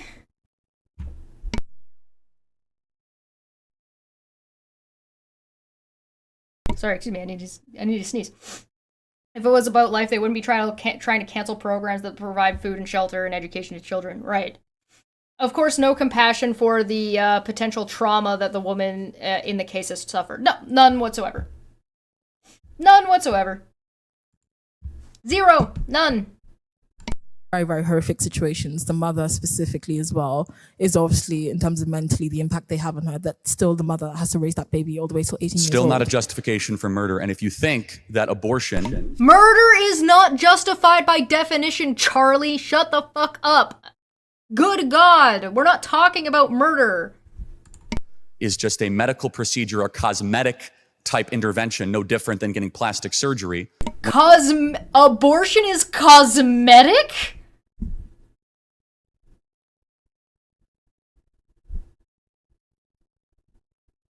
Then why should the government be allowed to regulate a cosmetic surgery?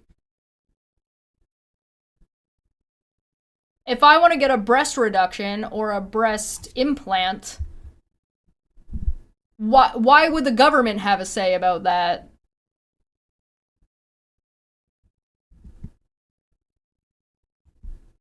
women have regrets after abortion, they have psychological trauma. That's not your responsibility. They have regrets and psychological trauma after being raped, too. What's your point? Again, the question is, do we defend human life universally as a statement? And if You don't. You're an American. You're advocating for ICE and Donald Trump. You do not defend human life. You literally grabbed the man, kidnapped him off the street, and then sent him to El Salvador to a concentration camp. You have no leg to stand on. You have zero leg to stand on to try to pretend that America... I like that his shadow here looks like Donald Trump. That's symbolic.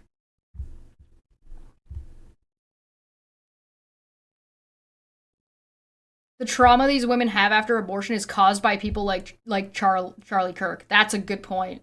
That's a good point, Sar.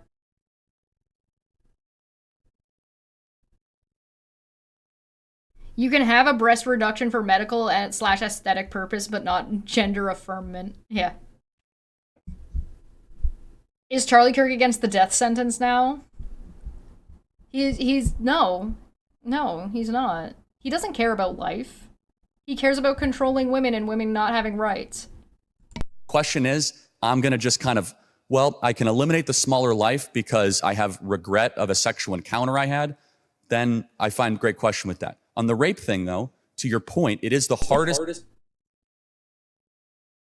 But on the flip side, it's totally fine to induce trauma. What? Because women are adults and they're not allowed to make decisions that they could regret. This is just infantilizing women.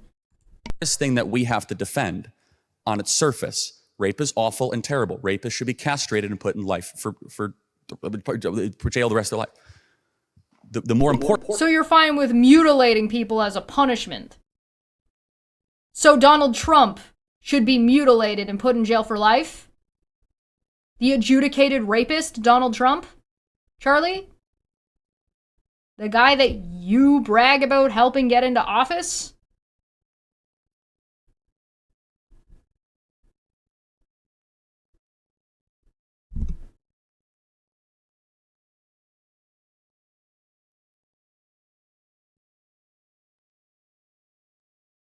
Castration means also no more life from that person. It's an abortion of millions of sperm cells. Yep. At least he isn't treating sexual assault like a property crime. I mean, I'm not sure he's not. To be honest, I'm not sure he's not. If a woman has a death sentence and is about to be executed and stays perpetually pregnant, could she escape her death sentences in Charlie's worldview? I guess. Maybe his worldview would just have that woman lobotomized and then be used as a breeding cow for in perpetuity. There have been cases of people being castrated chemically or otherwise, but I don't know about the reasoning for the cases. Well, the implication that rape can only be done by men, by the way, is what he's proposing. So what if the woman's the rapist in the scenario?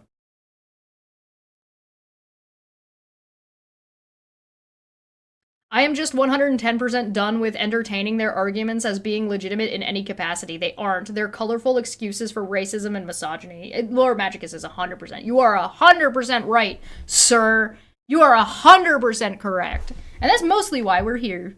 Important fundamental question is, under what moral standard it is okay to do something evil after an evil act when a life is eliminated?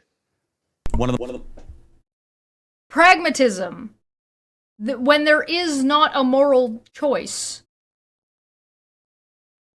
The answer is pragmatism.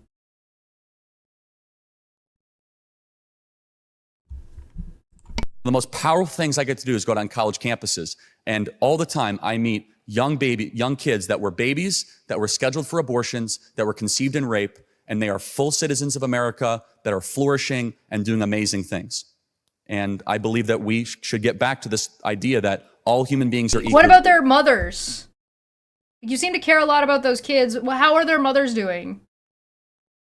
If you're going to make this an entire point and an entire argument, should you not look at both sides of the scenario?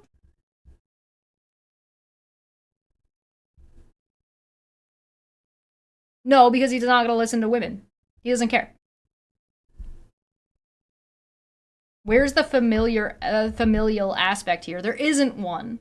There is no. He has no concept of that an abortion affects more than just the baby and whether or not the baby is born or not. And it affects the father, the immediate family members, sometimes immediate friends, depending on the scenario, including the woman as well. Regardless of how you entered the world. Thank you. Then considering... He thinks he's actually making good points here, and I think that might be the worst part. Obviously, you've talked about how we need more abortion restrictions, but we're also seeing low birth rates in America and also in the West as a whole. How do you think they interact with each other, and do you think they're related? I'm sorry, just to make sure I'm hearing the question, and it's not your fault. It's the acoustics. You said the acoustics. Acoustics. Falling fertility rates and abortion rates. Yeah, basically. Yeah. So we actually already have a window into this. In Texas, we have completely abolished surgical abortion. You could still do an at-home abortion, which is mifepristone, I think is what it's called. And birth rates are up. About 200,000 new babies net over the last 18 months in Texas versus the years prior. And so, yeah, I mean what? All right, Texas birth rates. Let's go 2020 through 2025.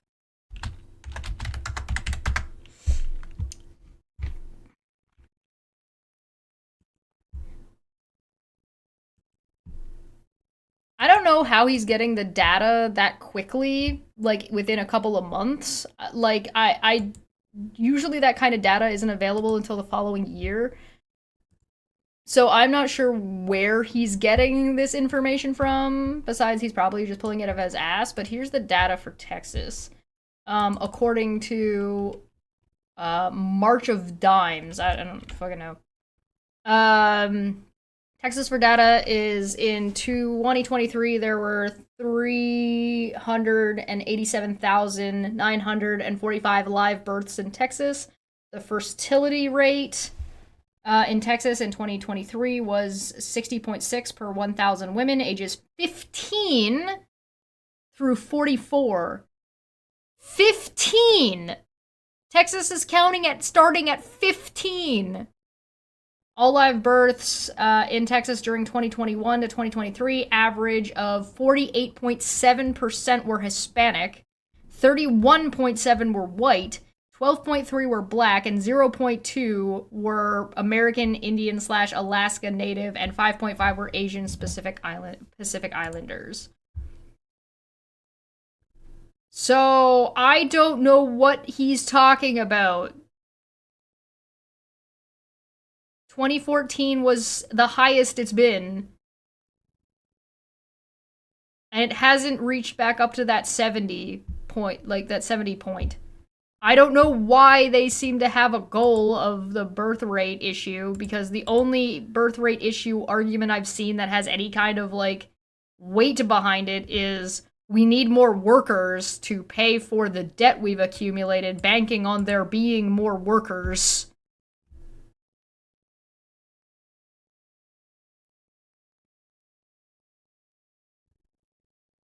So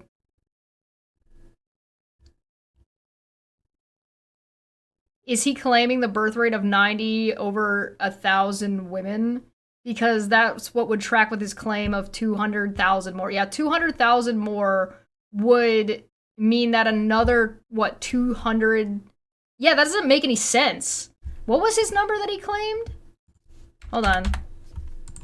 Which is mifepristone, I think is what it's called. And birth rates are up. About 200,000 new babies net over the last 18.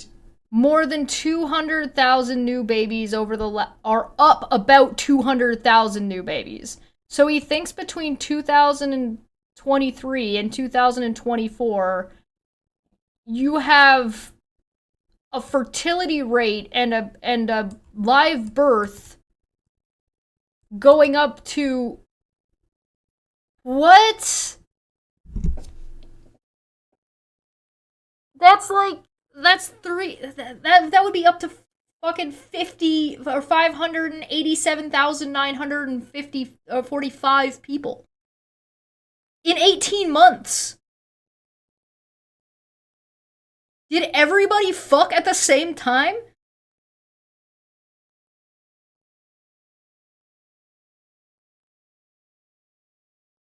All those babies would have had to be conceived before Trump's presidency.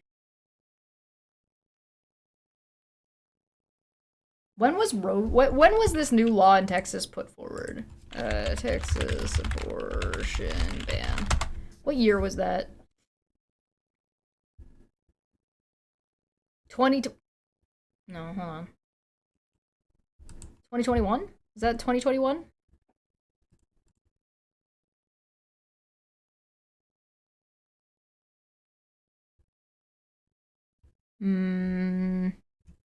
I'll show you what I'm looking at.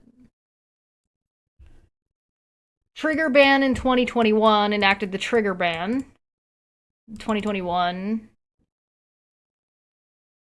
Okay, so yeah, I'm not crazy. It is 2021. So, what? Why does he keep putting out this information like it's fucking, like, even remotely fucking close to accurate? Because it's definitively not. It's, like, definitively not accurate. So weird. So fucking weird. Do you think Charlie Kirk knows that if you were to follow these percentages, the majority of those, that would, like, the Hispanic population in Texas just fucking skyrocketed? Because that would be a lot.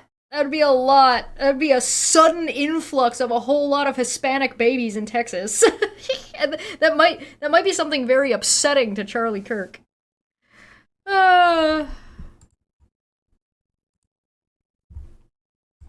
18 months in Texas versus the years prior.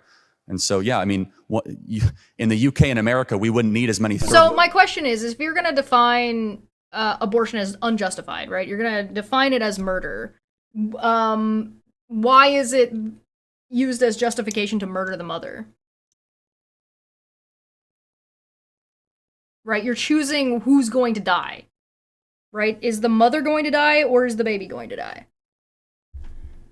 So why is it murder? Why is forcing a woman to carry a pregnancy at the risk of her own death not considered murder if she dies?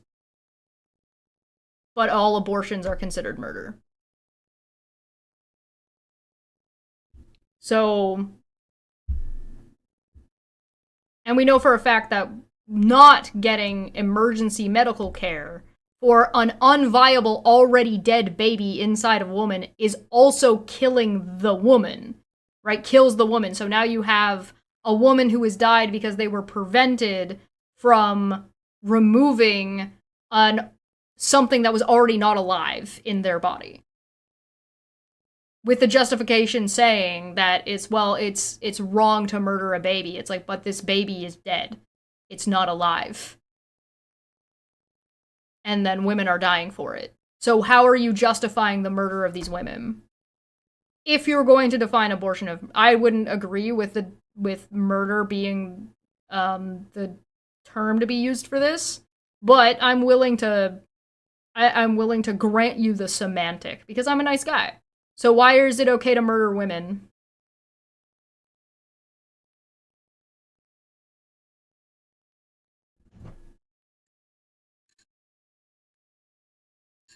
It's okay, I'll wait for an answer.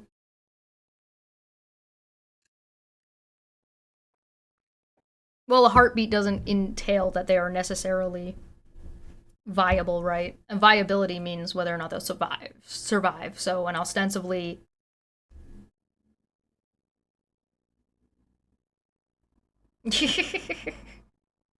five shekels is for raping, not for murder. It's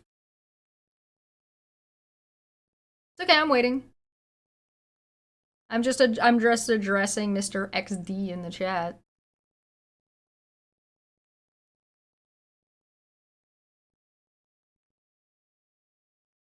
Yeah, no, I understand that. I'm just, for the sake of my question here. Heartbeat laws are very stupid. And they're not medically sound either. But that's a different conversation. Like Smitty's right. The heartbeat laws are very fucking dumb. But we're gonna go along with, we'll play the game of saying abortion is murder. I don't agree with that, but for the sake of the question, and for the sake of addressing the statement. Oh no, it's Q&A time again. This always happens.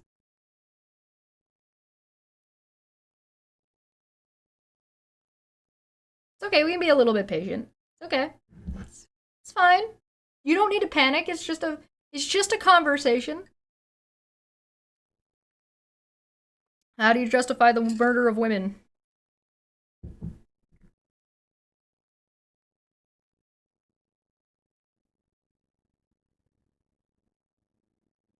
Do you have a citation for that, Dannison? Kirk is a self-educated man, yet managed to run circles around these supposed Oxford intellectuals. Can you please, can you citation that he's educated at all?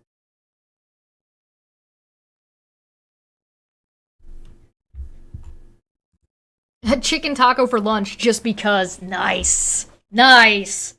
I can't help but notice they're not answering. How unfortunate. Alright, well. World immigrants if we didn't kill our babies all. Does killing cells count as killing life? Therefore, radiation is killing cancer is killing life, and we should be fighting for the cancer? Yeah, I mean, in the UK and America, we wouldn't need as many third world immigrants if we didn't kill our babies all the time in the womb. Thank you very much. What? So you admit that you need the immigration, but you want to value and protect life, but you don't like refugees unless they're the right kind of refugee, and you want to, like, just send people away from your country without any giving a fuck of what happens to them in that place, including sending them to concentration camps? But you care about life? And you accidentally admit, like, she laughed, yeah, because she's laughing at him. She is laughing at him. Again, we haven't even gotten to the part where Charlie Kirk is about to be embarrassed by all these students. Right now, we're just dealing with Charlie Kirk embarrassing himself.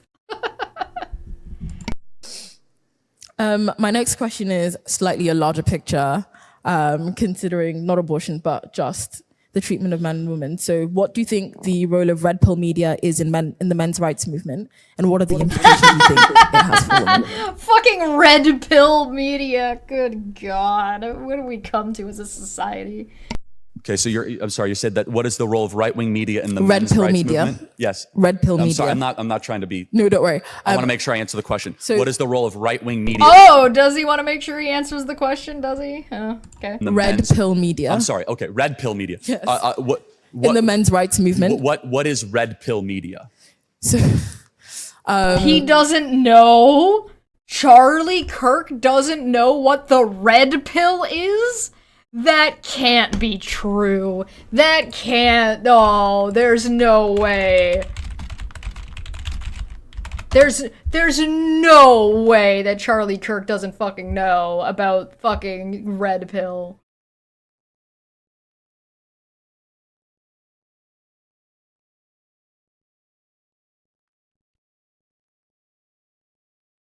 Apparently, according to the Google AI, apparently Charlie Kirk has frequently referenced red pill. No. No, no, no, no, no, no, no, no, come on. There's no way. There's no way he doesn't know what red pill is.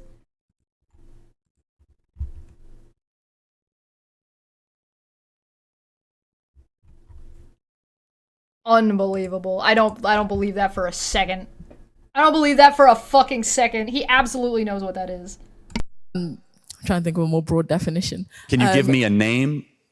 Think like Joe Rogan, your Andrew Joe Tate. Rogan's awesome. Great. What's wrong with Joe Rogan? I didn't say there's anything wrong. I know. Yeah, gee, what's wrong with Joe Rogan? That's a whole other conversation for a whole other day. How about the fact that he's a sellout? What's Joe Rogan's role? He helps save civilization. He's a bow hunter. He's fun. Okay. My more general point is very much. He thinks that they're not. He thinks that they're laughing with him. They are definitively not. Content that's being produced right now regarding men, how they act in terms of very toxic masculinity, how they treat women. Something we've seen, at least in the UK, was the show Adolescence came out recently. Yeah, which was a complete fiction, by the way. Talking about... What was it based on? Talking about the kind of... Charlie, can you stop fucking interrupting? Good God! Holy shit, let her finish the question. He's unbelievable.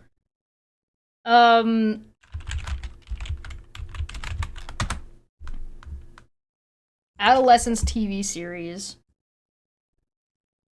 I'm not familiar with what this is. Adolescence is a British television psychological crime drama series created by Jack Thorne and Stephen Graham and directed by Philip Baratini. Centers around a 13-year-old schoolboy named Jamie who is arrested after the murder of a girl in his school. Each of the episodes was shot in one continuous take. That's cool. Adolescence premiered on Netflix in March 13th of 2025 to critical acclaim for its directing, writing, and cinematography, with special attention paid to atmosphere and performances. Adolescence was the first streaming show to place at the top of the Barb audience's weekly television ratings. Premise: in an English town, armed police raid a family home and arrest Jamie Miller, a 13-year-old boy, on suspicion of murder of his classmate Katie Leonard.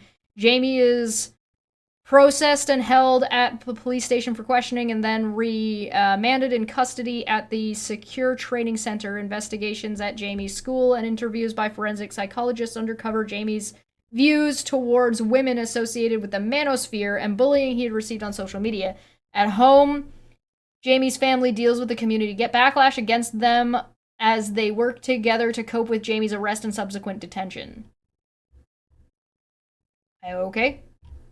So what's his issue with this? I mean, if he's really concerned about this work of fiction or whatever...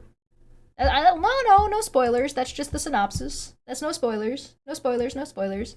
If you're gonna watch it, I mean, it sounds interesting. It doesn't seem like it tried to present itself as a documentary. It just seemed like a show that presents a realistic scenario. Like, do we really want to talk about the number of school shooters in America that are part of the manosphere? Because I think that's, we probably don't want to have that conversation. What a weird thing to respond with. Like, that's just a weird thing. It was total fiction, by the way. It seems really fucking... It seems really defensive, Charlie. Kind of the way media interacts. I mean, it's a mythology no different than Lord of the Rings. Like, there's no basis for this. I mean, there's a slight difference. Well, you're right. The difference was that the main character was actually an immigrant, not a white person. That's right. That's the one thing they got wrong. So is it a complete fiction or is Nobody is laughing at him or laughing with his jokes or anything, like reacting with him at all. They're just laughing at him when he says really dumb shit. It did not say based on a true story. Start the interjection counter 4. No, we'll start that when they do the debates. is it Yeah, it's a that they've got mythology. I mean, things if they would have wrong? talked about how it was like a third world Arab young kid radicalized by Islam and then decide to go stab somebody, then they would have gotten more correct in that Netflix special. But yes, the point that I think, and by The Netflix special is about the manosphere, not Islam. What the fuck are you talking about? It's just like he's looking for excuses to be racist. Right? Yeah, how did race come up? Because he brought it up, because he's racist. He doesn't like when white people get criticized for being problematic and having problematic beliefs that they then impose on other people. By the way, this kind of scold, not you, you've been great, but like that ridiculous, the head of the Conservative Party being scolded. Have you not watched Adolescence? What are you talking about? As if it's like some sort of like you have not read the catechism of like the core faith. Have you not experienced the full Eucharist? When there's a show that does so well in a country, then it's reasonable to be like, do you know what the fuck we're talking about when we make this reference? Charlie's he seems offended. He seems really, really bothered by this Adolescence show. I wonder why. He is doing everything he can to not have to answer her question and detracting and freaking out and making funny voices to try to avoid the question. And he's probably going to successfully avoid the question because I'm suspecting she's just going to move on because he's just a child throwing a tantrum in a chair. It's just like preposterous. And so, I mean, sorry, you're asking a good faith question. Like, what is the role of right-wing media? Of course, they're toxic masculinity. There's a war on... Right pill media. But I do find it interesting that Charlie Kirk conflates right-wing and red pill. It doesn't surprise me that he's conflating those things. It's almost as if they're the same, like they have a lot of crossover, you know what I mean? On men in the West. We as men are here to be protectors and defenders and providers. We should treat women with total dignity and respect, of which I'm a proponent of men. I know this crazy Christian idea. I'm sorry, what was that? Conservatives think the series is based on a real event and the race was switched to make whites look bad as part of the white genocide stuff. Wow! How fucking fragile of them. That's crazy. Of saving yourself until marriage and not having sex until marriage. I believe abstinence is not talked about enough. In fact, you want to dignify women, all of a sudden don't... Abstinence in some places is the only thing that's taught. What do you mean? Have a bunch of hookup sex on Tinder and every app that you can get your hands on and start acting like men. And so, insofar that any media is talking about using women as objects or as ways to try and sleep around a lot. Oh, you mean like fucking dead women's bodies to find out if they'll get pregnant? Or do you mean like treating women's bodies as a vessel for childbirth because the only thing they can do to benefit society is pop out babies, Charlie? Do you mean like that? Like that kind of treating women like objects? Is that what you're talking about?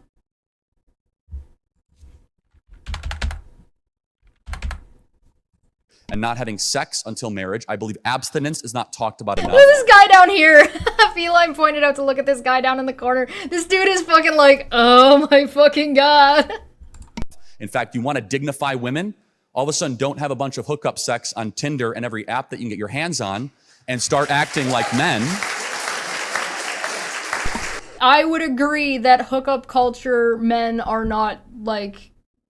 I think that feeds into toxic masculinity. I think that hookup culture and in dating apps are not positive outlooks or positive representations of men in society. I also think that it is probably not constructive to like, and I think it's a smaller amount than people present it as, but I digress. And so... dating culture and Tinder culture and hookup culture is totally fine as long as everybody is on the same page.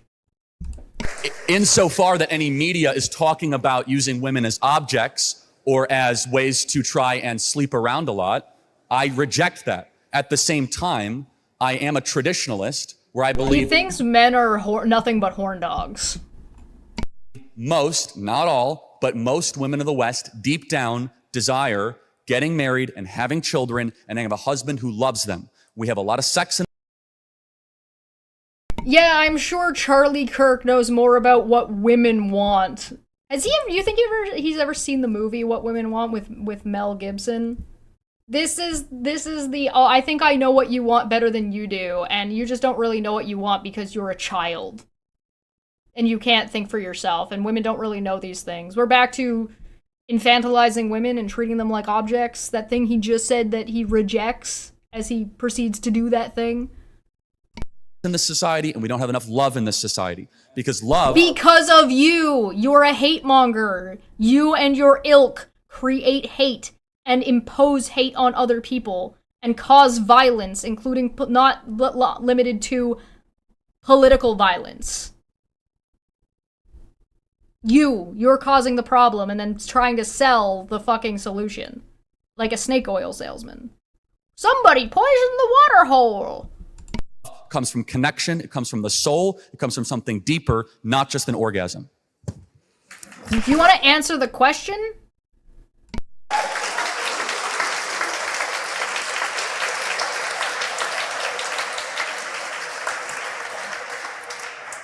Thank you.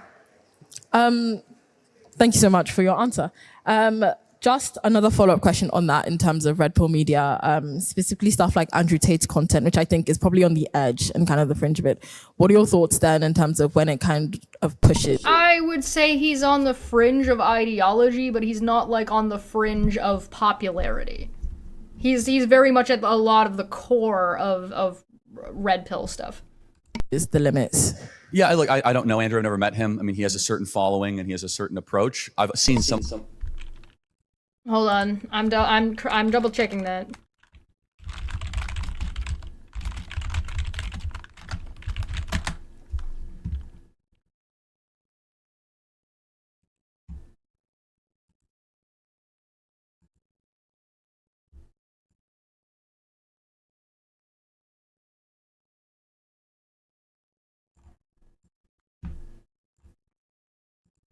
Is Andrew Tate saying anything that 30 years ago would not have been commonplace to say? We are seeing the American man addicted, lowest testosterone rates in 30 or 40 years, least married, least purpose, most suicidal in history. Why? It's because our society is configured towards collapsing the American man. That's bad for men, it's bad for women, it's bad for our country. And that's, I think, one of the reasons why Andrew Tate has become so unbelievably successful. Is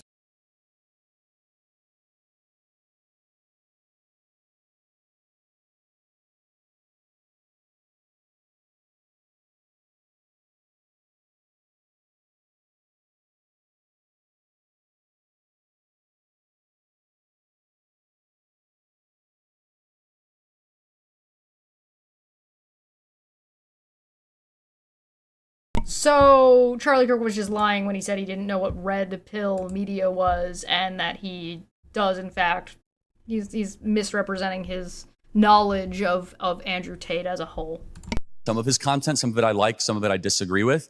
I can only speak for what I believe, and I think that's fine. I mean, if there's a video or a statement you want me to respond to, I can do that. But more broadly, I think that the men— She's asking about his effect on the manosphere and the effect he's having on society, you dipshit. of the West have been infantilized for too long. We have the lost boys of Peter Pan that are basically watching porn all day long and doing drugs, and they don't have to go on an adventure to mature themselves. They have nothing significant to aim for. And The Lost Boys in the movie The Lost Boys and the Peter Pan Lost Boys are always on an adventure. That's the point. Yeah, I'd like to know the one thing that Charlie Kirk disagrees with Andrew Tate on. I would love to know. Yeah, the Lost Boys were not watching porn. Correct. They viewed They viewed Wendy as a mother figure, not a sexual object, you fucking freak. God, you're such a freak. Why is he such a freak? What the fuck? And part of that needs to be challenge. Young men need challenge. They need something that elevates them above their primitive state of just indulging the flesh. And that means an entire society that knows that young men need other men to communicate to them in a way that is not that you're the worst, most awful thing ever, because we see the men of the West checking out. So you need to treat men like children and explain everything to them like they're children and walk them through it. And all of society needs to cater to these men that are children. So if anybody is infantilizing men here, it's Charlie. And I would love during our Q&A portion, if somebody... Men are too infantilized. They need to go on adventures. Whee! Yeah. thinks that's a good thing or a bad thing. And if you think it's a good thing, at least you are morally consistent. If you think that the men of a... Men going on adventures is a moral issue? It's a moral issue that society needs to cater around treating men like they're children so they can go on adventures? What the fuck does that mean? Like, this doesn't mean anything. This is just insane rambling. Society checking out is a good thing. Well, you are getting your goal, because that is what is happening. We have like this generation that has completely disappeared. I like that the person who came in here to claim that Charlie Kirk was self-educated was trying to do so in the face of Charlie Kirk explaining that he didn't know that your body needs a brain to be functional. Basic biology. Of young men, particularly in my country, in the middle parts of America. I don't know if the same trends are here. The middle parts of America? You mean the deep Republican parts of America? That would be the middle of America. Is that what you're talking about, Charlie? The places where the education system has been beat to shit and that toxic masculinity and those things are like very heftily enforced? Here in the UK, but I do know that it is intercontinental, this trend. We see it across Europe and across the UK of this hyperfixation on feminism and female empowerment, while also not acknowledging that strong men built the West and won the wars and built the building that we're in right now. And without strong men, then you all of a sudden see civilization unfold upon itself, and we're seeing that happen in real time. Does he think women can't be construction workers? Guys, women can fire guns. I don't know if you know this, but women can be and have been part of the armed forces across history many a time. And even if you wanted to remove women from, like, the workforce, what do you think that's gonna do economically to America?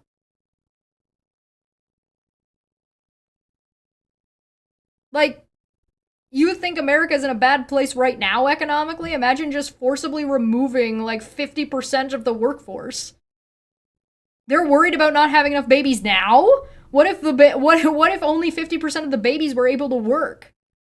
It's almost like Charlie Kirk is putting forward that problem that China had about about dumpster, all the women babies being dumpstered. All the girls getting tossed out because they needed men. Yeah, you would need even more immigrants, but only male immigrants, no women. But then those immigrants might fuck our women. Oh no! Oh god.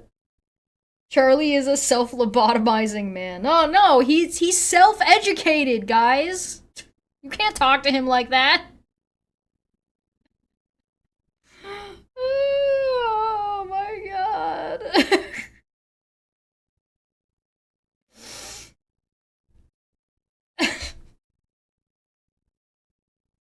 It doesn't surprise me that Charlie Kirk doesn't have any idea. Like, we already know that he's really bad at history. He likes to defend real history, but then actually just end up ignoring a majority of history. That he has no idea what women did or did not do during, like, major wars and during construction periods of America, like, you know, the wild, wild West, and the contributions made by women. Or, like, you know, women scientists. Or like the fact that America only went to the moon because a woman wrote down all the fucking coding on paper to be able to go to the moon. Like that was a woman who did that. By the way, he doesn't know these things, right? Like he doesn't know these things. He's an idiot. He's self-educated. Sorry. He's self-educated. Hey Charlie, tell us your sacred your sacred of confident and powerful women did without telling us directly. Oh wait, you just did. Sacred. Ladies only existed since the 1980s. The only real women are women that I've seen on media that from Leave It to Beaver. You guys ever seen the movie In Living Color? You should watch it if you haven't watched it in a while. Thank you so much. Going to move on slightly in terms of topic area. The dead silence after that self-important rant as if it answered her question at all. Like, he's expecting applause. Like, look at him. West and won the wars and built the building that we're in right now. And without strong men, then you all of a sudden see civilization unfold upon itself. And we're seeing that happen in real time. Thank you so much. Going to move on slightly in terms of topic area. What is your stance on Project 2025? It's going great. To what extent do you think it's feasible in terms of all the actual clauses within it? And also, in all fairness, it's a 1,200 page document. I haven't even read it all. But the parts about Project 2025 is a 1,000 page document? Hold on a second. I'll need to double check. How long is it?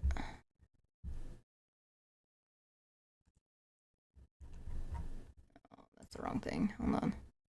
Sorry, 1 second.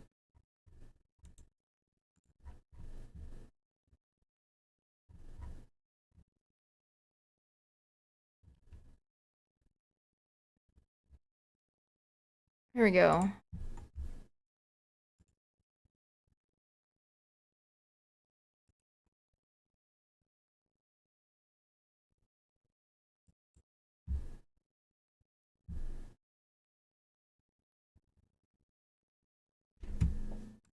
Here's the mandate for leadership, which, by the way, we only got because furries hacked the Conservative Party. 920 pages, but I would point out that you've got, like, the 920 in the PDF. So, like, the PDF is counting, like, the main page, this page, this page again, the foreword, the table of contents, which is a handful of pages long, the thanking of the list of members. It's also including like the references at the end of a chapter. So like if I go down to a chapter, which sorry, give me a second. So at like the end of a chapter, admittedly it is long, right? You get the author's note, then you get the end notes, right? And that's 2 pages, 3 pages of end notes, and then you have a blank page, and then chapter 3 with the overview, and then it goes into it, right? So you've got a lot of pages that you don't necessarily need to like read. But if I go to the bottom, let's go to the very bottom here and say, okay, well that page is empty. So this, you're looking at 800 max. And this is like the onward, so this is after. So if you actually want to count, if you don't count the reference pages, and you go to the conclusion, that's 879 counted pages. So you're probably looking at closer to 800 of total actual reading time. But whatever, it's a big document that Charlie Kirk hasn't read.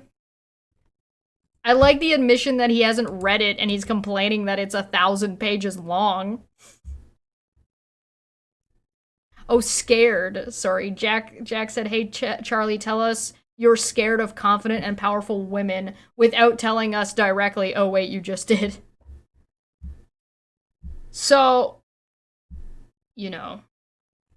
About deconstructing the administrative state, There's an entire chapter of Project 2025 that our former president, who wasn't even president, he was brain dead, and you all know it's true, and the media covered up for it, and they lied about it, and they smeared all of us that acknowledged it and knew it. He did not even know the year he got elected. That is a fact.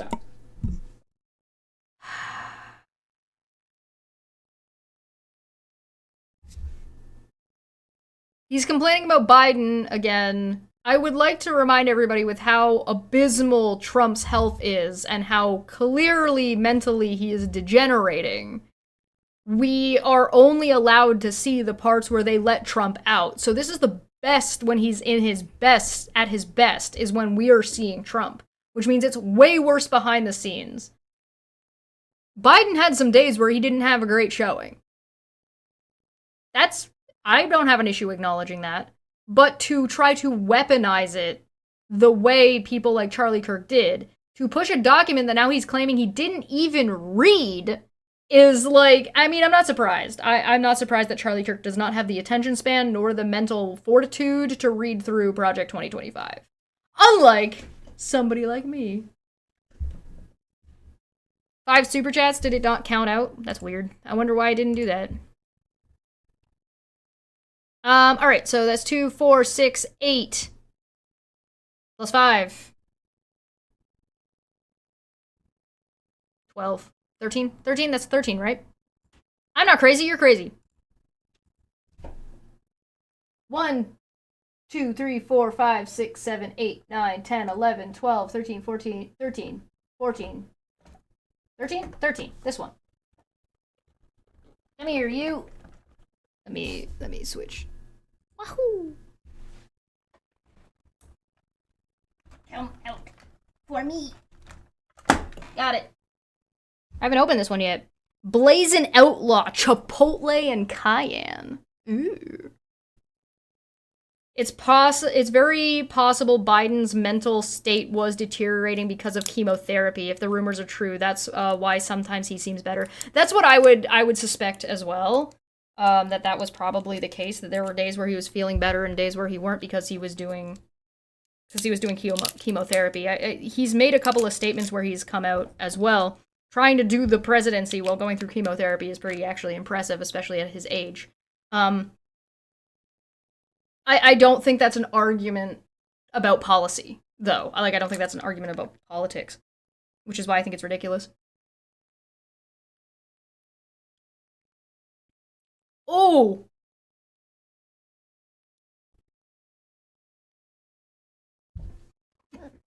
Yeah, I'm gonna have the kick. I got the hiccups now.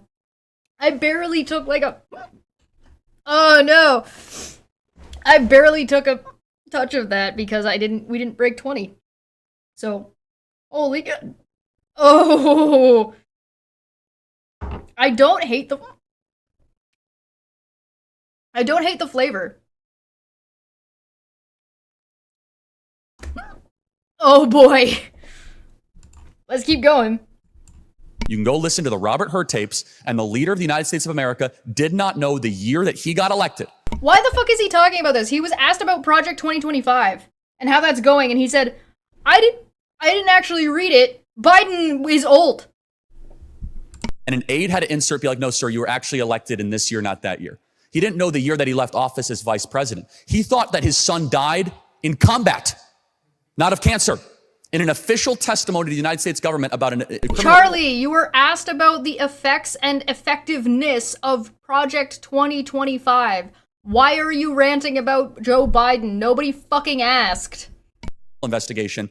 So we had an administrative state running our government. So about Project 2025, Joe Biden and the Democrats and some very weak Republicans told us the border is a problem that cannot be solved. You just have to get used to the fact that's like the Democrats put forward a bill by Kamala Harris. He's literally just fighting cancer is combat. Change my mind. Yeah, and that is considered combating cancer is literally called that. Also, by the way, fuck cancer. Like that. What are you talking about? Charlie's just a liar. He's just a lying liar who lies and looks for any fucking excuse to spew bullshit right-wing extremist propaganda. 2.5 million people come into your country every single year. There's nothing you can do. In Project 2025 and other documents, there's like, no, we can operationalize the border. We're going to do remain in Mexico, all these other details. So in April, 60,000 people last year came across the southern border illegally. 60,000. Last April, this one, 6. President Donald Trump did not. I hate to be the bearer of bad news, but successfully making your country a complete shithole that nobody wants to go to is not the flex you think it is. Need Congress. He didn't need a new act of legislation. Turns out we just needed a new president who knew what to do and actually cared about sovereignty. So I think the project's going great. I don't know all the details, but I'm thrilled that America has its mojo back. Thank you very much. He keeps doing this like mic drop thing, and like nobody, he's like, again, he keeps doing these fucking like speeches and expects people to react, and nobody reacts. My next question is something you said regarding Obama. You described him as a failed cultural revolution agent. What did I say? A failed what? Failed cultural revolution agent. Oh, that's right. That's correct. Yeah. Can you please clarify what you mean by the statement? They're laughing at him like that's an absurd thing to say. And your position on basically DEI more broadly. What was the DEI part? So can you clarify, A, what you meant by that statement about Obama, and then your position on DEI more broadly? Oh, okay, got it. So I'll do the second one second. Okay, so yeah, Obama's revolution, partly in his book Dreams from My Father, which I encourage you to read, was that he thought that he would bring forth a great awakening and a reconfiguration of America. And he thought that Hillary Clinton was like an automatic to become president. They thought they were going to stack the Supreme Court with 3 new Supreme Court justices. And his revolution never actually hit its final mark. Instead, President Donald Trump won in 2016. We got 3 Supreme Court justices. We were displaced from power from 4 years. And now President Trump is back on top, and almost every one of the core things that Obama ran on or defended have fallen out of popularity with the American people. And so you can like Obama. I actually think there's... So that's actually not true when he talks about the popularity, right? So healthcare is incredibly popular. Living wages is incredibly popular. Tax and military spending that was proposed by Obama are all still very popular. The economic positioning of both Biden and Obama are popular. However, when you frame the question as, do you like Obama's medical policy, it is unpopular amongst Republicans. But if you say, hey, do you think that this type of medical care would be good for you, most right-wingers will say yes. So it's a cult. It's political grandstanding based on color, not on merit. Right? That's one of the major problems that people that aren't me have been pointing out about America. That you have this very, very big problem where everything has been set up to be so bipartisan, and people, like a lot of them being Republicans, only vote Republican regardless of what their personal beliefs or stance are or the things that they actually want to see done in government. There's plenty of things you can like about him. He's very... The American people voted Trump in on the mandate that he actually reformed the government, and he didn't. Or are you talking about Obama? And yeah, right-wingers actually support leftist policy half the time, yeah. Yeah, he said awakening, and I'm gonna pretend he didn't, because that was just really fucking stupid. Talented, he's very charismatic, he's very good on his feet. He respected the White House, he respected the Oval Office, there's plenty of stuff. Like, I'm not like an automatic hate Obama guy.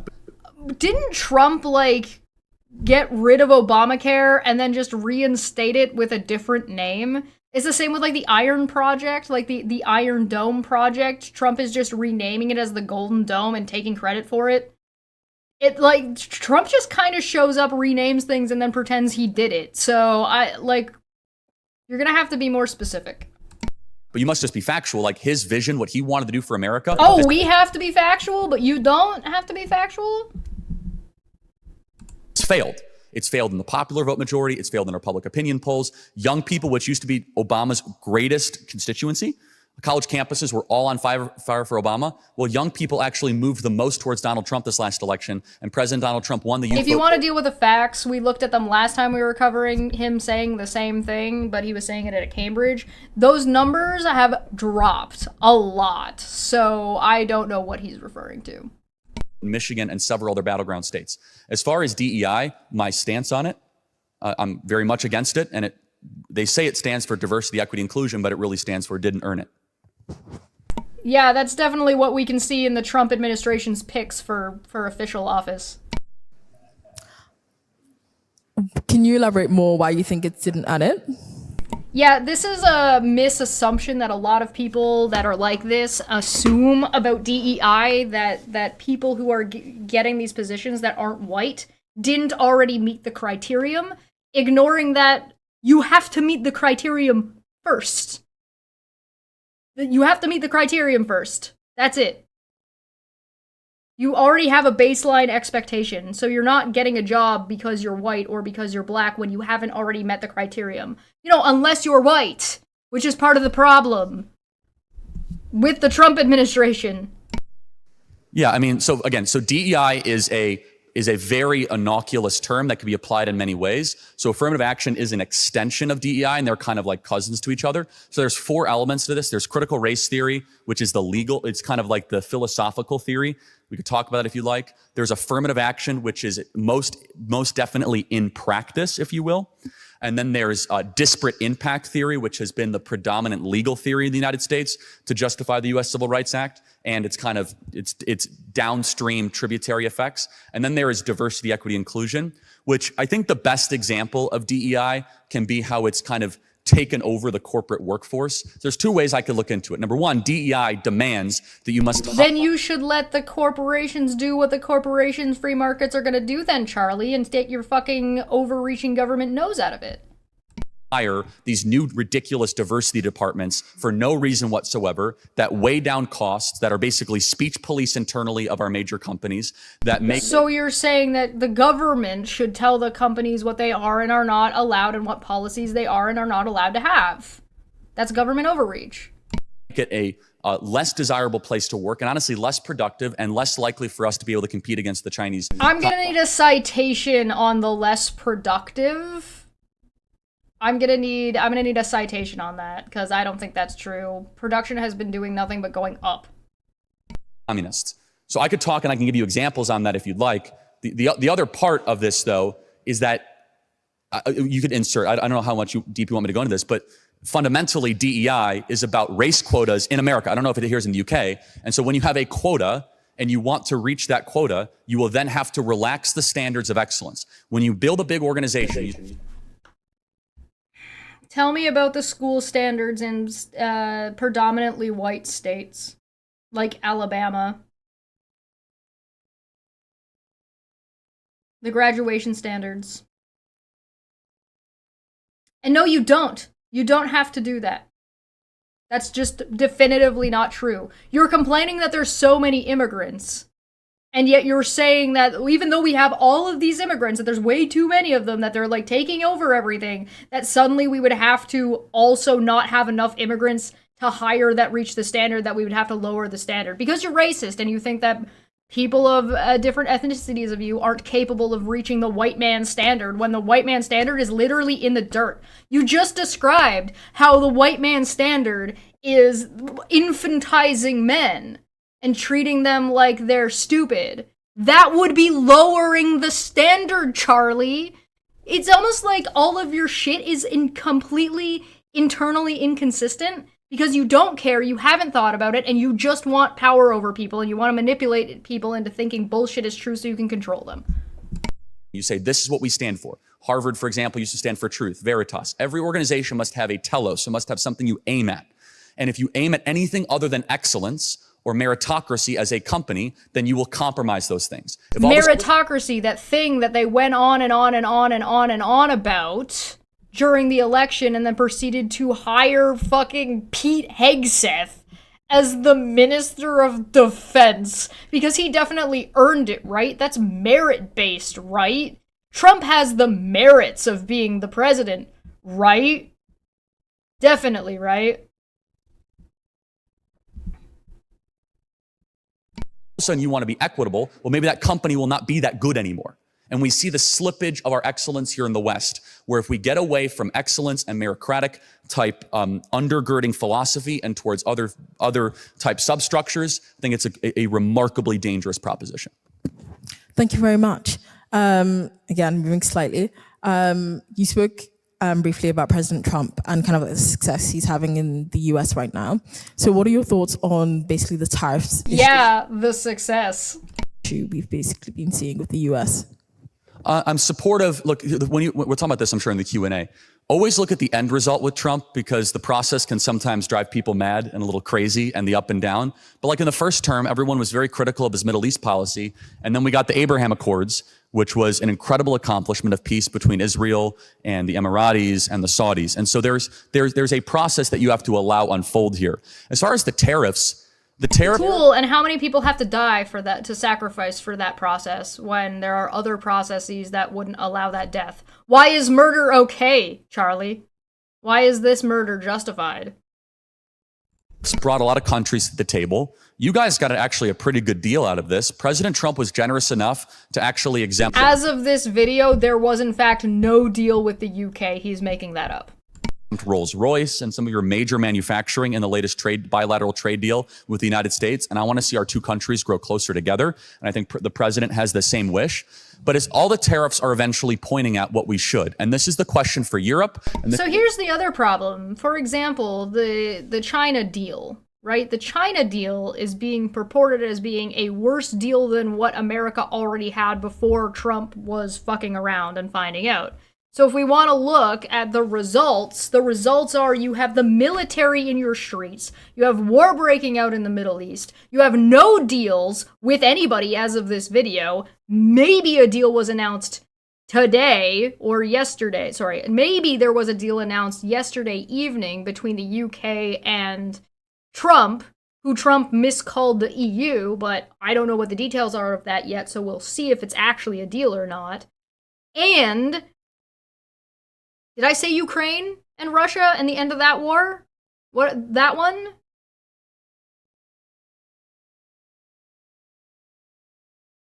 So if you want to look at the results and judge the results is that you have fucking American citizens being gulagged.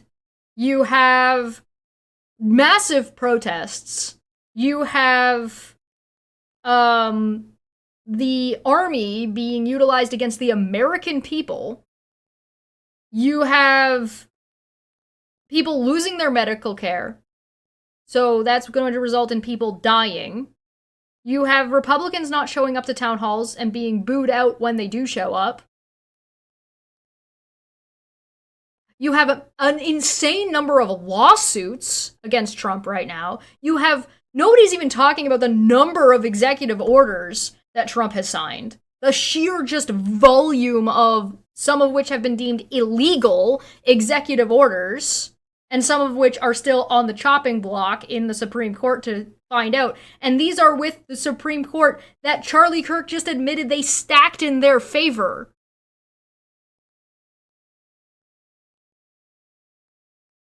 Or is this still all just part of the process? How are the price of eggs? How about all the measles going around? And the lack of vaccines and medical shit in that direction. Your Minister of Health was photographed swimming in sewage. What the fuck are you talking about? This is the question for the United Kingdom. Will Europe and the United Kingdom decide to embrace the West, or will it look very, very far to the East? Guys, Canada exists, Charlie. Mexico exists. South America exists. You know that Europe, and specifically the UK and Canada, have a very long history together, right? What the fuck did Charlie forget about Canada? Rising power struggle in front of us is all the things we've talked about, but it really is the Chinese Communist Party versus Western values. The Chinese Communist... This is aging like milk. I don't mean to be the bearer of bad news, but as America's neighbor, and have been a neighbor for a long time, who used to share a lot of values with America, at least enough that it made us very good partners, those things have diverged. America doesn't believe in Western values anymore, or traditional values anymore. I don't know if you've noticed from the things that Charlie Kirk have said out loud, he doesn't believe in those things. He doesn't believe in empathy or diplomacy or caring about other people. He believes in gangster violence and bullying and trying to dominate and dictatorship of other countries. You have any idea, like, but hold on, 1 second. One second. Let me grab something.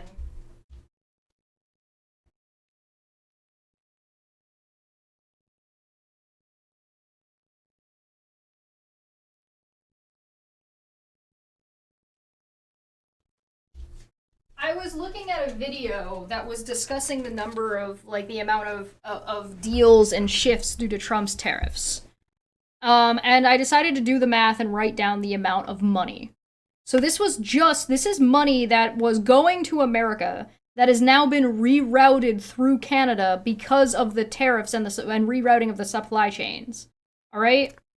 Germany, $10 billion. Franco-German company, $1.1 billion. Denmark, $1.5 billion. South Korea, $1.7 billion. France, $1.2 billion. Australia, $3.5 billion. Mexico, $8.2 billion that ended up upping to $20 billion. Brazil, $2 billion. This was as of April and May of just rerouting supply chains for some companies and some sectors. This isn't all of them.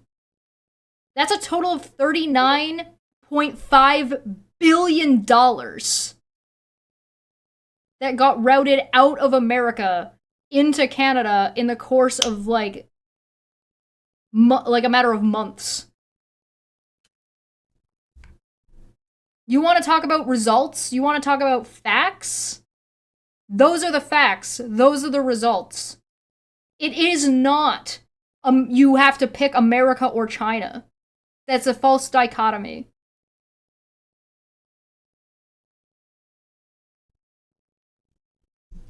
UK is West. Not to Charlie. Charlie says the West, he means America. He doesn't mean the West as in Western Europe. He means America.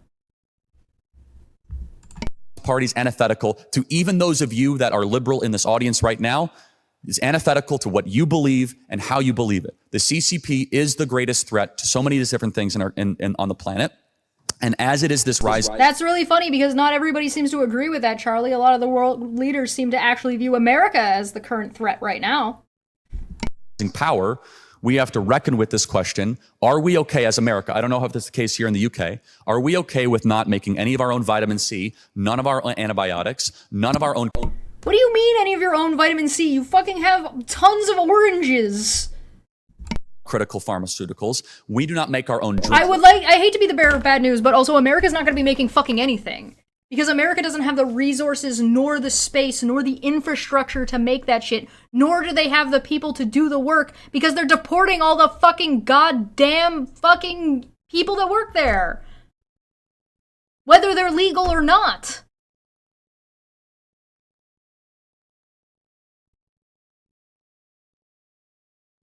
Yeah, the CCP is pretty terrible. Not sure how that makes Trump's cult any good. Right.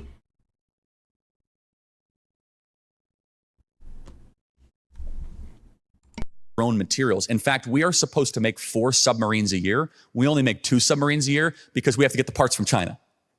And so I think there is a vassal state problem that is... Who's buying all those submarines now, Charlie? ...presenting itself in the West, where we have grown addicted to cheap products. And the Chinese, they do manufacturing very well. And you are underestimating the Chinese if you think... That was the intention, Charlie. The intention of the growth and direction that America was going was moving away from doing menial labor and moving away from doing manufacturing to doing high education work. Charlie, good fucking God, it's not like there's some kind of addiction going on. It's not some kind of failing that society's been doing. Was the intention of the direction of the country. Deciding you want to change direction is fine, but lying about it and pretending that it's something that it's not is outrageous. It's just that it's cheap labor. They're very organized. They're very industrious. They take manufacturing seriously. Being the head of a manufacturing plant in China is like being a mayor of a small town. You have power, you have prestige, you have honor. You can call the local governor. Wow, it sounds like Charlie wants America to be China. How fascinating. Whoops, I don't think you meant to say that part out loud.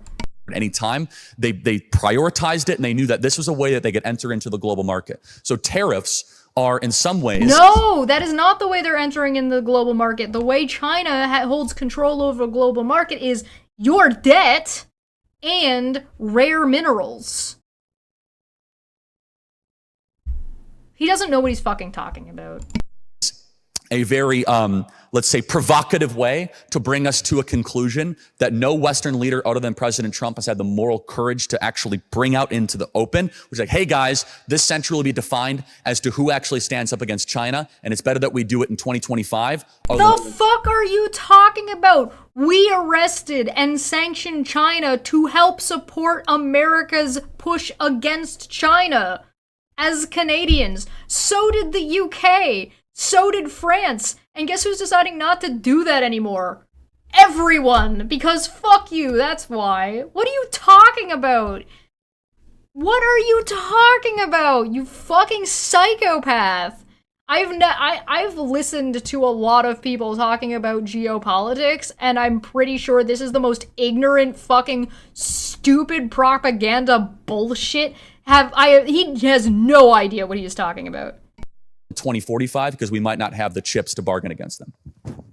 Thank you. On that, I think China's response to that has been very much, lax in terms of they don't care and kind of like retaliating with their own tariffs. Do you actually think... Yeah, China has definitively said, do what you want, we don't give a shit. Actually, China's response to America has not been unsimilar to Canada's response to America's tariffs.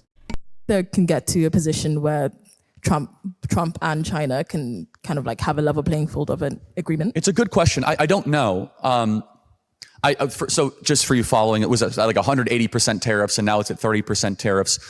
I can say that tariffs will remain on critical manufacturing for critical American goods. Now, if it's car seats or if it's toys for girls, like dolls or whatever, like that's not the critical stuff. Oh yeah, so if it's car seats to keep children, all the children that you want to have safe and the lives that you care about safe, not important. But if it's something for girls, who gives a shit?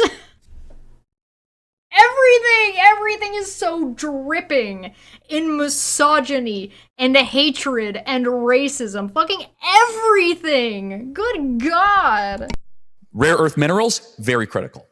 Every single one of the smartphones in your pocket requires a combination of rare earth minerals, most of which are mined and sourced in Chinese Communist Party, China. Not because we don't have them in the West, but because all my friends that I'm sure I'll get a question from, you wonderful environmentalists, don't let us actually use our own rare earth minerals, but hey, somehow it's a different planet in China, so it's okay if they pollute, but not if we pollute. But if we import it, then, we feel good about ourselves. And so... Okay, alright, hold on. Rare earth minerals available in America.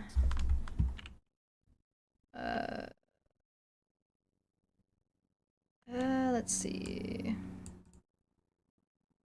Yeah, I don't think that's true.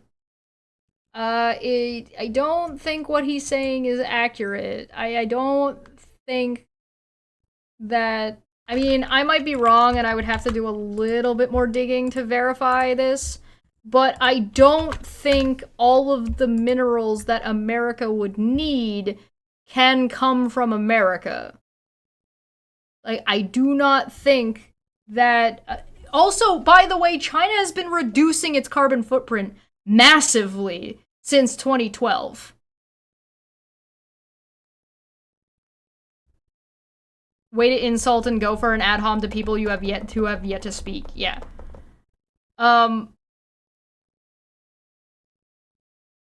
Doesn't know how to play well with others. Because he's a child. You want to talk about infantizing men? This is an infantile man. I think that there's a capitalist issue of make it and then throw it away.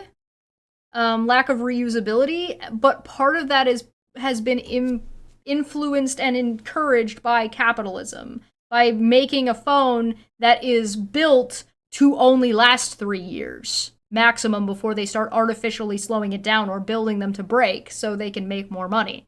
Like that's a problem. That's a capitalism problem.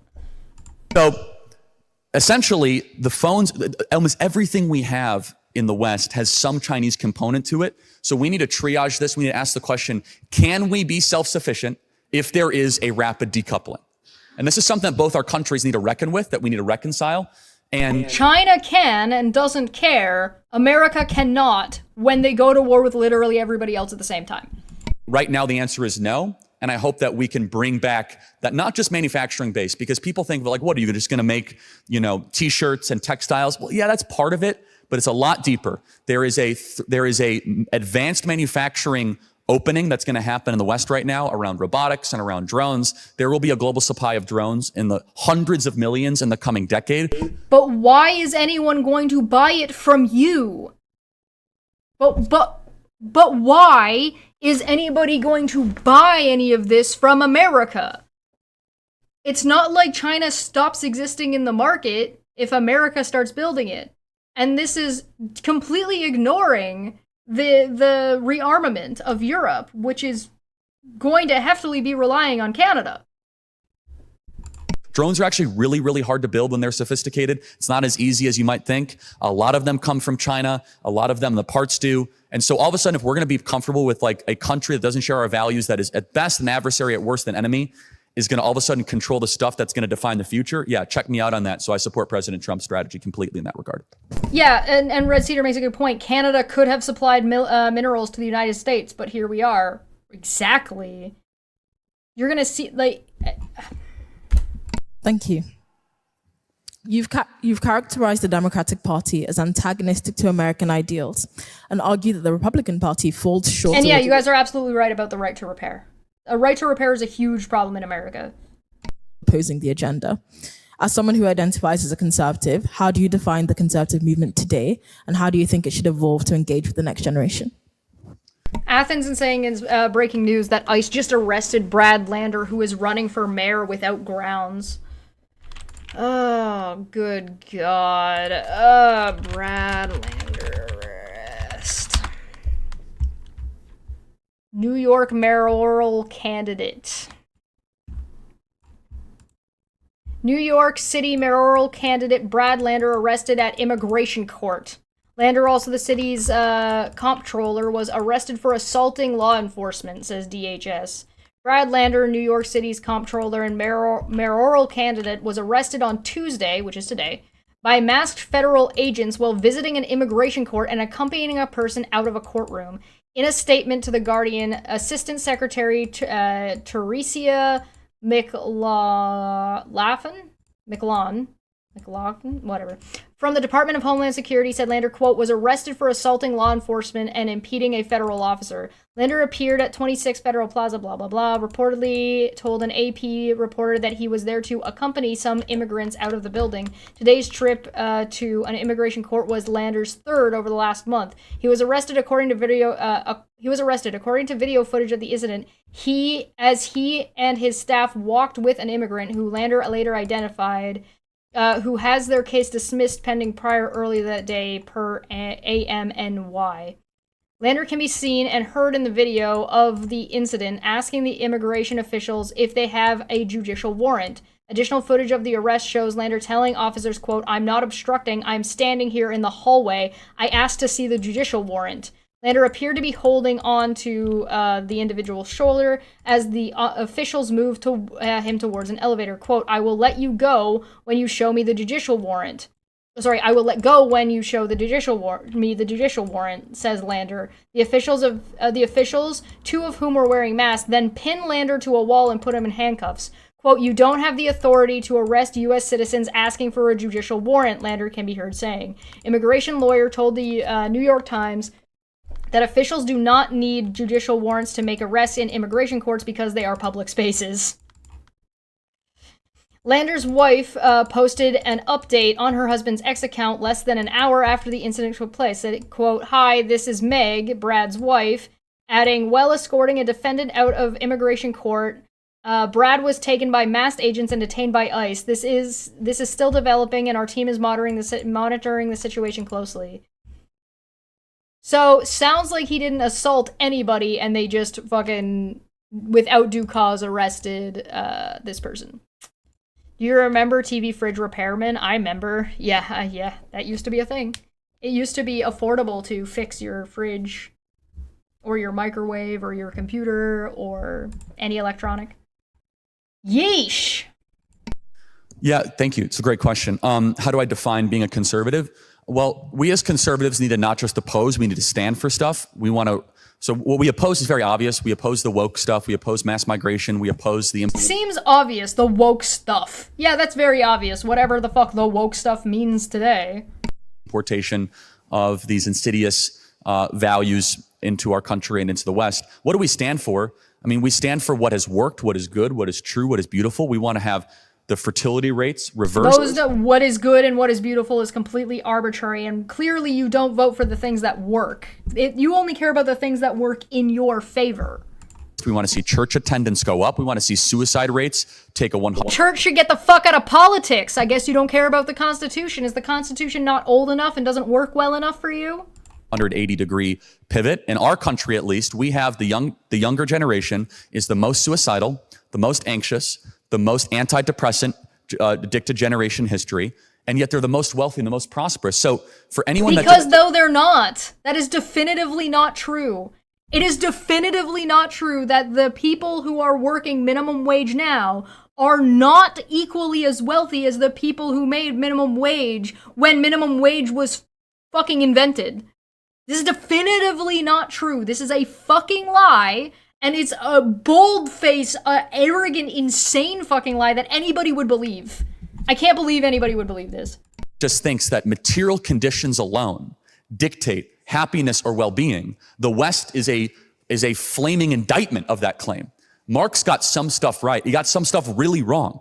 We are not just social material beings. There's something deeper here, and I believe, of course, that is the soul, and we want to try to have people look up. We want to have the people to look back, that there's something beautiful that's been passed down, that there is a moral code that we have forgotten, that there is a root to our existence that we have cut off. And we as the West are reckoning with what Nietzsche unfortunately predicted way, way back when. And when he said God was dead, he was lamenting the death of God, but he also said the West is not going to know what to do with itself. And he basically predicted the Third Reich. Like, you're going to get all these counterfeit, insane movements of nationalism and self-hate. That's you! He's predicting you! He's saying you're the extreme right. That's you are making the prophecy, fulfilling yourself. That's what. And nihilism. And I believe the answer is not for us to create like a new moral code, which we failed to do, by the way. We have failed to do that. Why don't we just work? If you failed to do that the entire time, how could you possibly be hearkening back to an older functional moral code, you fucking psycho? Can he not contradict himself in the same fucking sentence? No. Task impossible.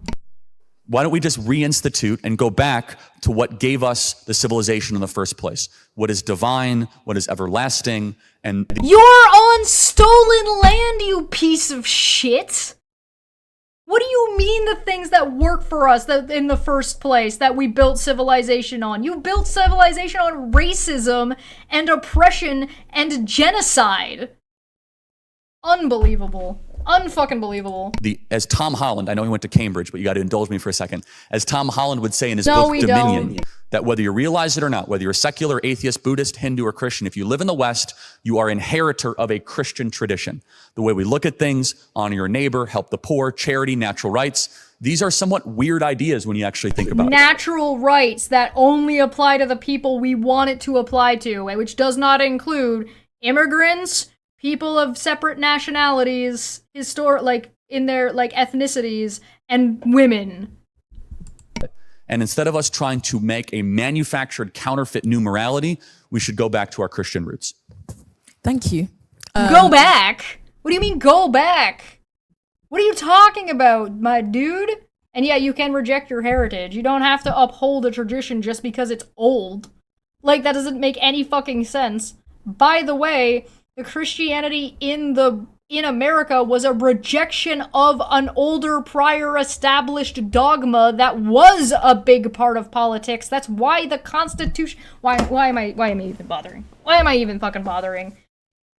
Jesus was anti-authoritarian. Yeah, he was also pro taking care of the poor people and taking care of people who were different than he was. So, and accepting and loving thy neighbor.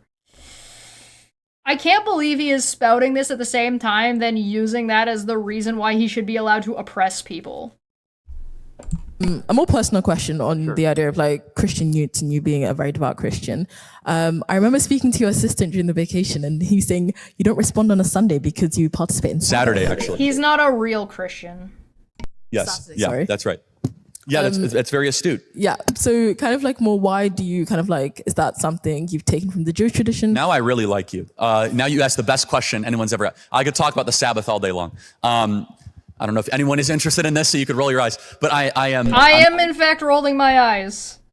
A Christian, so whether or not we're bound to the Jewish Sabbath is hotly debated. There's great arguments for, great arguments against. I'm actually writing a book right now on why I honor the Sabbath. It's very simple. It's called Stop in the Name of God, Why Honoring the Sabbath Will Change the World, basically. And it is an argument that in this hyper-materialistic, very fast, digitally frenzied world, that there is this... You're part of the problem, Charlie. Present 99 for 10 said it's called the American dream because you have to be asleep to believe it. Yeah. There is this gift that I believe the Lord gave the Hebrews. That what is a real Christian? Yeah, so yeah, no, I'm willing to pull the no true Scotsman Christian fallacy on Charlie Kirk because I'm not being fallacious about it. A Christian who believes the dogma and Christian belief system, believes in Jesus and believes in Jesus' teachings. Charlie Kirk does not live those teachings. He espouses those teachings as a way to bolster his use of... He weaponizes them in a way to oppress people and do the exact opposite of what those teachings say. He is not a real Christian. A real Christian cares about their neighbors. A real Christian keeps their religion to themselves. That is part of the dogma. You don't pray openly and outwardly in public places. You pray quietly to yourself. By definition that is outlined in the Bible, Charlie is not only not a real Christian, he is a false preacher. He's a liar and a charlatan, guised as a Christian, out there to fool Christians, and depending on which sect of Christianity you have, he was sent by the devil.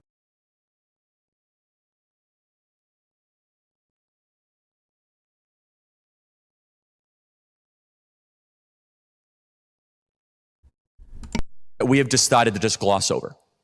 And it's very simple. It's that for one day you will stop, that it will be holy, that it will be different. For those of you that are agnostic or not Christian, I still encourage you to do this. People that honor the Sabbath live longer. We know this with the Seventh-day Adventists. They actually are happier. They have better health outcomes. Yeah, the Seventh-day Adventists, like Dr. Witnesser trying to run around and preach and fucking hang out with children online, which he knows is like creepy and weird and he shouldn't be doing. Everything about disconnecting from modernity is good from you. It is inarguable. Like this is a material fact. But why is it that we have forgotten it? Well, for me personally, I work like crazy for 6 days. On Friday night, even Sunday morning, I turn my phone off and I try to stop. I try to make it distinct. I try to make it different. It's where I do my best thinking. It's where I do my best time with my family. And again, this kind of goes back to, okay, we're trying to create all this new stuff. Like the best time you do with your family is the time that you're not working. Yeah, that makes sense. That means nothing. Wow, we're gonna have this new technological innovation. We're gonna have this vaccine. And I like how he thinks it's a material fact to measure that Seventh-day Adventists are happier than anybody else, as if that's a real metric he's using. You know, we're gonna be able to solve this with quantum mechanics and quantum computing. And I'm kind of like, honestly, something was told to us on Sinai that we shouldn't forget. That like, you shouldn't work for 7 days. In the retelling of the 10 Commandments in the book of Deuteronomy. You know there's a difference between we working for 7 days and people working on Sundays are different things, right? Like, people collectively take days off as individuals. So, if you have a shift that is like, let's say you've got say you have a 6 a.m. shift to a 6 p.m. shift and a 6 p.m. shift to a 6 a.m. shift. Is one person working that 24 hours? No. You have one person working 12 hours, you have another person working 12 hours. What are you talking about? This is insanity. The 10 Commandments. Yeah, Charlie Kirk definitely follows the 10 Commandments. Yeah, sure, yeah, yeah. Economy. The only difference of the retelling... Thou shalt not lie, Charlie. Thou shalt not bear false witness, Charlie. The 10 Commandments is when Moses says, hey, you shouldn't work 7 days because you're no longer a slave. What Moses is saying is like only slaves... has nothing to do with morality. ...work for 7 days, actually. And we in the West have kind of been slaves to our work. And I say this as a free market capitalist. That's not good. It's making us depressed. It's making us anxious. And all of you have the agency to disconnect. And all your hate mongering is making people depressed and anxious. And your president is making people depressed and anxious because he's oppressing people and taking away their freedoms and stressing them out by taking away their health care and making them more poor so he can shift money up to his rich people friends. Like that. Connect from that, to make a choice to no longer have to be subservient to the ever more, next text, next alert, next email, next WhatsApp message. And it kind of goes back to a theme I've been saying that it has worked. It's also a phenomenal civilizational preserving tool. It's worked for the Jews. They've been kicked out of a lot of countries and a lot of people have hated the Jews, including right now. And they're thriving and they're growing and they continue. I think God has given us a preservative for a civilization, and I believe it is the Sabbath. Thank you very much. Just picking up on a comment you just made just then about a lot of people hating the Jews right now. Would you elaborate more specifically on what you're talking about? Well, yeah, and not everyone who is against Israel hates the Jews, but everyone who hates the Jews is against Israel. So it's an important connection. Look, I mean, it's coming That's not a connection, that's a distinction. God, that's not a... That's not a connection, that's a distinction. Oh my fucking God, this man. He's so fucking dumb. From both sides, we all see what's happening on social media. There is this kind of temptation to blame the Jews for all of your problems. I think it's sloppy and it's wrong. No group is perfect. No group is going to act. You mean like the right-wing extremist nationalists that are talking about the Great Replacement, which is about Jewish people? In a directionally consistent way. But look, I think that it's, at least in my country, I don't know if that you guys are seeing a similar rise in the United Kingdom, but I think that there is this temptation to say that all the world's suffering is because of a small group of people, many of whom I have not met. And that's you! That's you saying it's all the leftists. That's you saying it's the Democrats. That's you!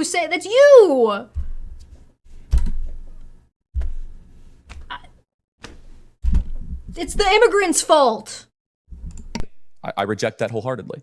But would you say the criticism is of the Jews or of the state of Israel, which I think is Oh, no, those are two different things. So there are three issues here, and that's a very good question. And we must have the maturity to differentiate them. And in the Q&A, we could talk Israel, Gaza, whatever you want, obviously. But there is a difference between Jews, Israel, and the Israeli government. And I acknowledge those differences. So Jews are, is a very complicated thing because it's a people, but it's also a religion, and it's an I like that he's trying to mansplain the Jewish people, like the Jews, to a bunch of students at Oxford University. Ancestry, but it's a culture, almost nothing like it in the world, right? Where you're kind of born into it and you can be like an atheistic Jew, but there's also like a religious text. And then there is Israel, which I believe is fundamental to Judaism. God tore Israel is the informal like trinity of Judaism. And then the Israeli government. You can support Jewish life and support Jews and support Israel, but not support this current Israeli government. It's a perfectly mature view to have. It's fine. Like I have disagreements with Netanyahu. I have agreements. I think it's okay. But I actually think we could... What you think it's okay? What do you think is okay? You have things you agree with Benjamin Netanyahu on, but you haven't mentioned that you have any disagreements with him? We already know he's pro-genocide. Escalate a lot of the finger pointing around this issue, if we look at it through that lens, that anyone who says like, oh, we're going to blame the Jews, well, then that's the first, like, no one here rationally, I think, would, if you believe that, then we could talk about it. But then if you're like, well, I don't think Israel should exist, or I don't like Israel, okay, that's another step, but that's a more reasonable argument, one I wouldn't share. But then if you're criticizing the Israeli government, so where I think a problem emerges is where my So you mean you should be criticizing the policies and not the people, like you just did with Biden and blamed him for a bunch of things, spun a whole conspiracy theory when somebody asked you about the effectiveness of Project 2025? Like that thing? side where I am pro-Israel, we conflate those three things and we immediately say that no, people like you conveniently conflate those three things when somebody is critical of your position in supporting Israel's genocide. And it's weaponized. Against Netanyahu, therefore you're against the Jews. I'm sorry, I think that's immature, it's sloppy, and it actually creates more resentment. I agree with that. Then you should stop doing it, because you literally did it to the person in Cambridge the day before this. The day before he sits here and says this with a fucking straight face, someone asked him about that asked him that question, being fucking critical of fucking Israel and the Israeli government, and they specified the Israeli government. And Charlie Kirk interrupted him a lot to then say, okay, but who's the good guy and who's the bad guy in Israel versus Hamas? And he says, they're both bad. How are you justifying the killing of Palestinians who are not Hamas by Israel? And Charlie Kirk says, Israel's justified, and then conflates in his own videos, and Dave Rubin conflates on behalf of Charlie Kirk in his video, and in the comment section, and in the description, and in the title of the videos, that this person said that Hamas was good, and they never fucking said that, Charlie. You did that thing the day before. It was yesterday that you fucking did this. Are you serious? Where it otherwise would not exist. Thank you. On the state of Israel, in terms of its existence. Oh, here we go. Great. I was going to leave it to the Q&A, but we started. Just a question and your belief in the state of Israel existing in its current form. Is it biblical or is it just a political belief? Okay, so you asked, is it biblical or what? So is your belief on the current state of Israel, where it is and how it's formed, is that belief biblical? So I'm not a theologian, but I am definitely more, let's say, aligned with. I'm not a theologian, but I'm writing a book about the Sabbath. They view of Ezekiel 36, that there is a reconstitution of the state of Israel, and that was prophesied. I will bring you from across the lands and graft you together. I don't want to get into that. Again, if you guys want to talk about end times theology, I'm honestly going to be like, let's get a more important question, because I don't know it that well. I'm not that interested in it. Dismissing of you not being educated on it doesn't make it not an important question, dipshit. Just say, get somebody who is more educated in this field. But no, you can't do that because you're too arrogant. Called eschatology. There's pre-tribulation Christians and then there's post-tribulation Christians. I'm pan-trib. It's all going to pan out in the end. Okay. Jesus will return. I'm going to be on the welcoming committee, not the planning committee.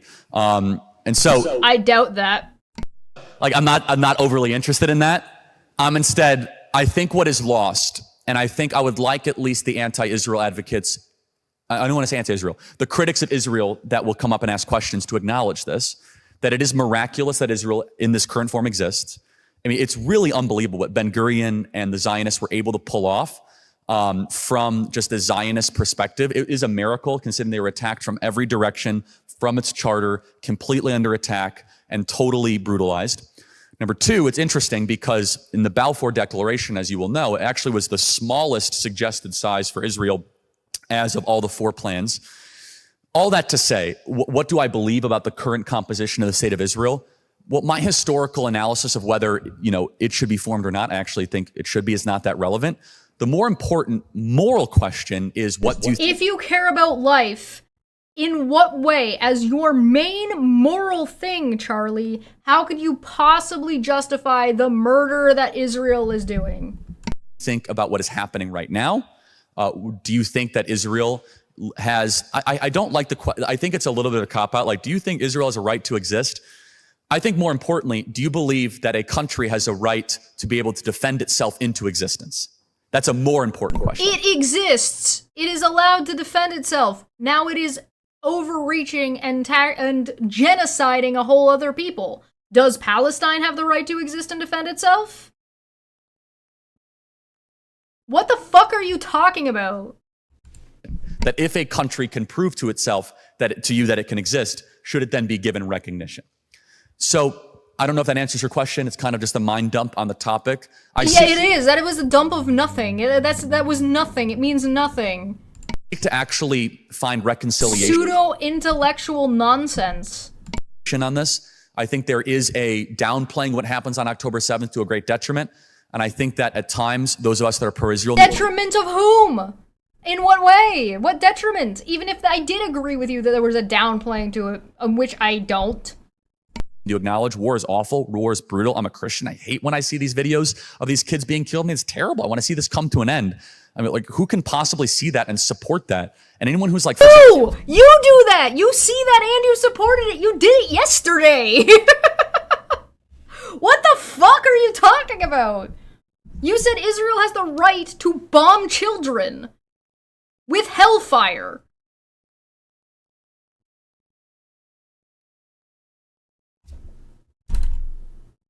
What the fuck? And then turned around the next day and was just like, life is the thing that is most important and should guide us. Like Nikki Haley signing bombs that are going to be dropped in Gaza. Like, that's repulsive. I'm sorry, that's disgusting, okay? Like, that's going to be used against people that shouldn't, like, that are just complete casualties in the war. And so, yeah, I hope that offers some clarity on that. Yeah, thank you. But then... It offers clarity that you're a fucking hypocrite and you don't actually care. In terms of the question of being pro-Israel and the right of Israel to exist, when Palestine very much exists and they're fighting for their own self-determination, how do you reconcile both? So I would push back a little bit. I think what some well-meaning Arabs are doing in the West Bank is righteous. What Hamas did on October 7th... You mean surviving? You mean being generous? What do you mean what some of them are doing is righteous? What are you talking about? Was not a fight for self-determination. I would find great exception to that claim. 1,300 people going in on a holy day on Shemat Torah, 50 days after. Okay, I'm skipping this because he is just repeating fucking Israel justification talking points, and he's just gonna fucking justify it because that thing he said, like, who would justify this? And he goes ahead and justifies it. Who's in charge? These are, again, and it also kind of goes back to this because I also have to throw it back. Some people believe that Palestine, or whatever the state will be called, let's just call it PA, is from the river to the sea. Okay, so then you don't believe in a Jewish state. I come from the premise that I think a Jewish state should exist. If you want a Palestinian state, tell me where, tell me who, tell me how, and I will be open-minded to hear that contention. But if it's nothing more than the eradication of Jewry between, Jerusalem to Tel Aviv and Haifa, I'm sorry, that's where now we're blurring on the going backwards, not forwards from, okay, we're going from Israeli government to Israel to some problem with the Jews. Does that make sense? That kind of... Israel had a space. Israel had a location. Israel had a state. It got attacked by a group of Palestinians. In response, it has been taking territory that belongs to Palestine, cow herding and murdering civilians and children in an attempt that they have outwardly said is to do a genocide and wipe Palestine off the map. Whatever fucking bullshit song and dance Charlie Kirk wants to do to say that it's okay for Israel to do that and then turn around and say, well, it's not okay for Palestine to say the same thing about them in political rhetoric during wartime is actually fucking insane. That gradation of regression, I think, is very harmful to the dialogue. Thank you. Moving on slightly topic-wise, you've argued... How are we still at the Q&A? Holy shit, lady. How many fucking questions are you gonna let this man ramble on about? Oh my god, you know what? I'm stopping it here. I don't care. She's either letting him go for too long or has way too many fucking questions. I'm gonna stop here. I don't like this one as much as I enjoyed the Cambridge one. I think this one is a lesser of a showing. The Cambridge one so far has been better. I don't know if it's because of the topic or the questioning or the amount of rambling he's just been allowed to do, But I'm done. We've been here long enough. We've been live for 3 hours. I'm gonna cut it short. I'm gonna get out of here. I need to go sit down and go and touch some grass outside or something, because holy fucking shit. What an awful, awful fucking human being. What an evil fucking person Charlie Kirk is. I'm gonna get out of here. Thank you so much. Have a good day. I'll be back tomorrow with some more of this. We did almost get halfway through, so maybe we'll finish it tomorrow. We'll see. I don't know. Thanks. Fucking shit. What an... God, he's just fucking evil. Ugh. Bye.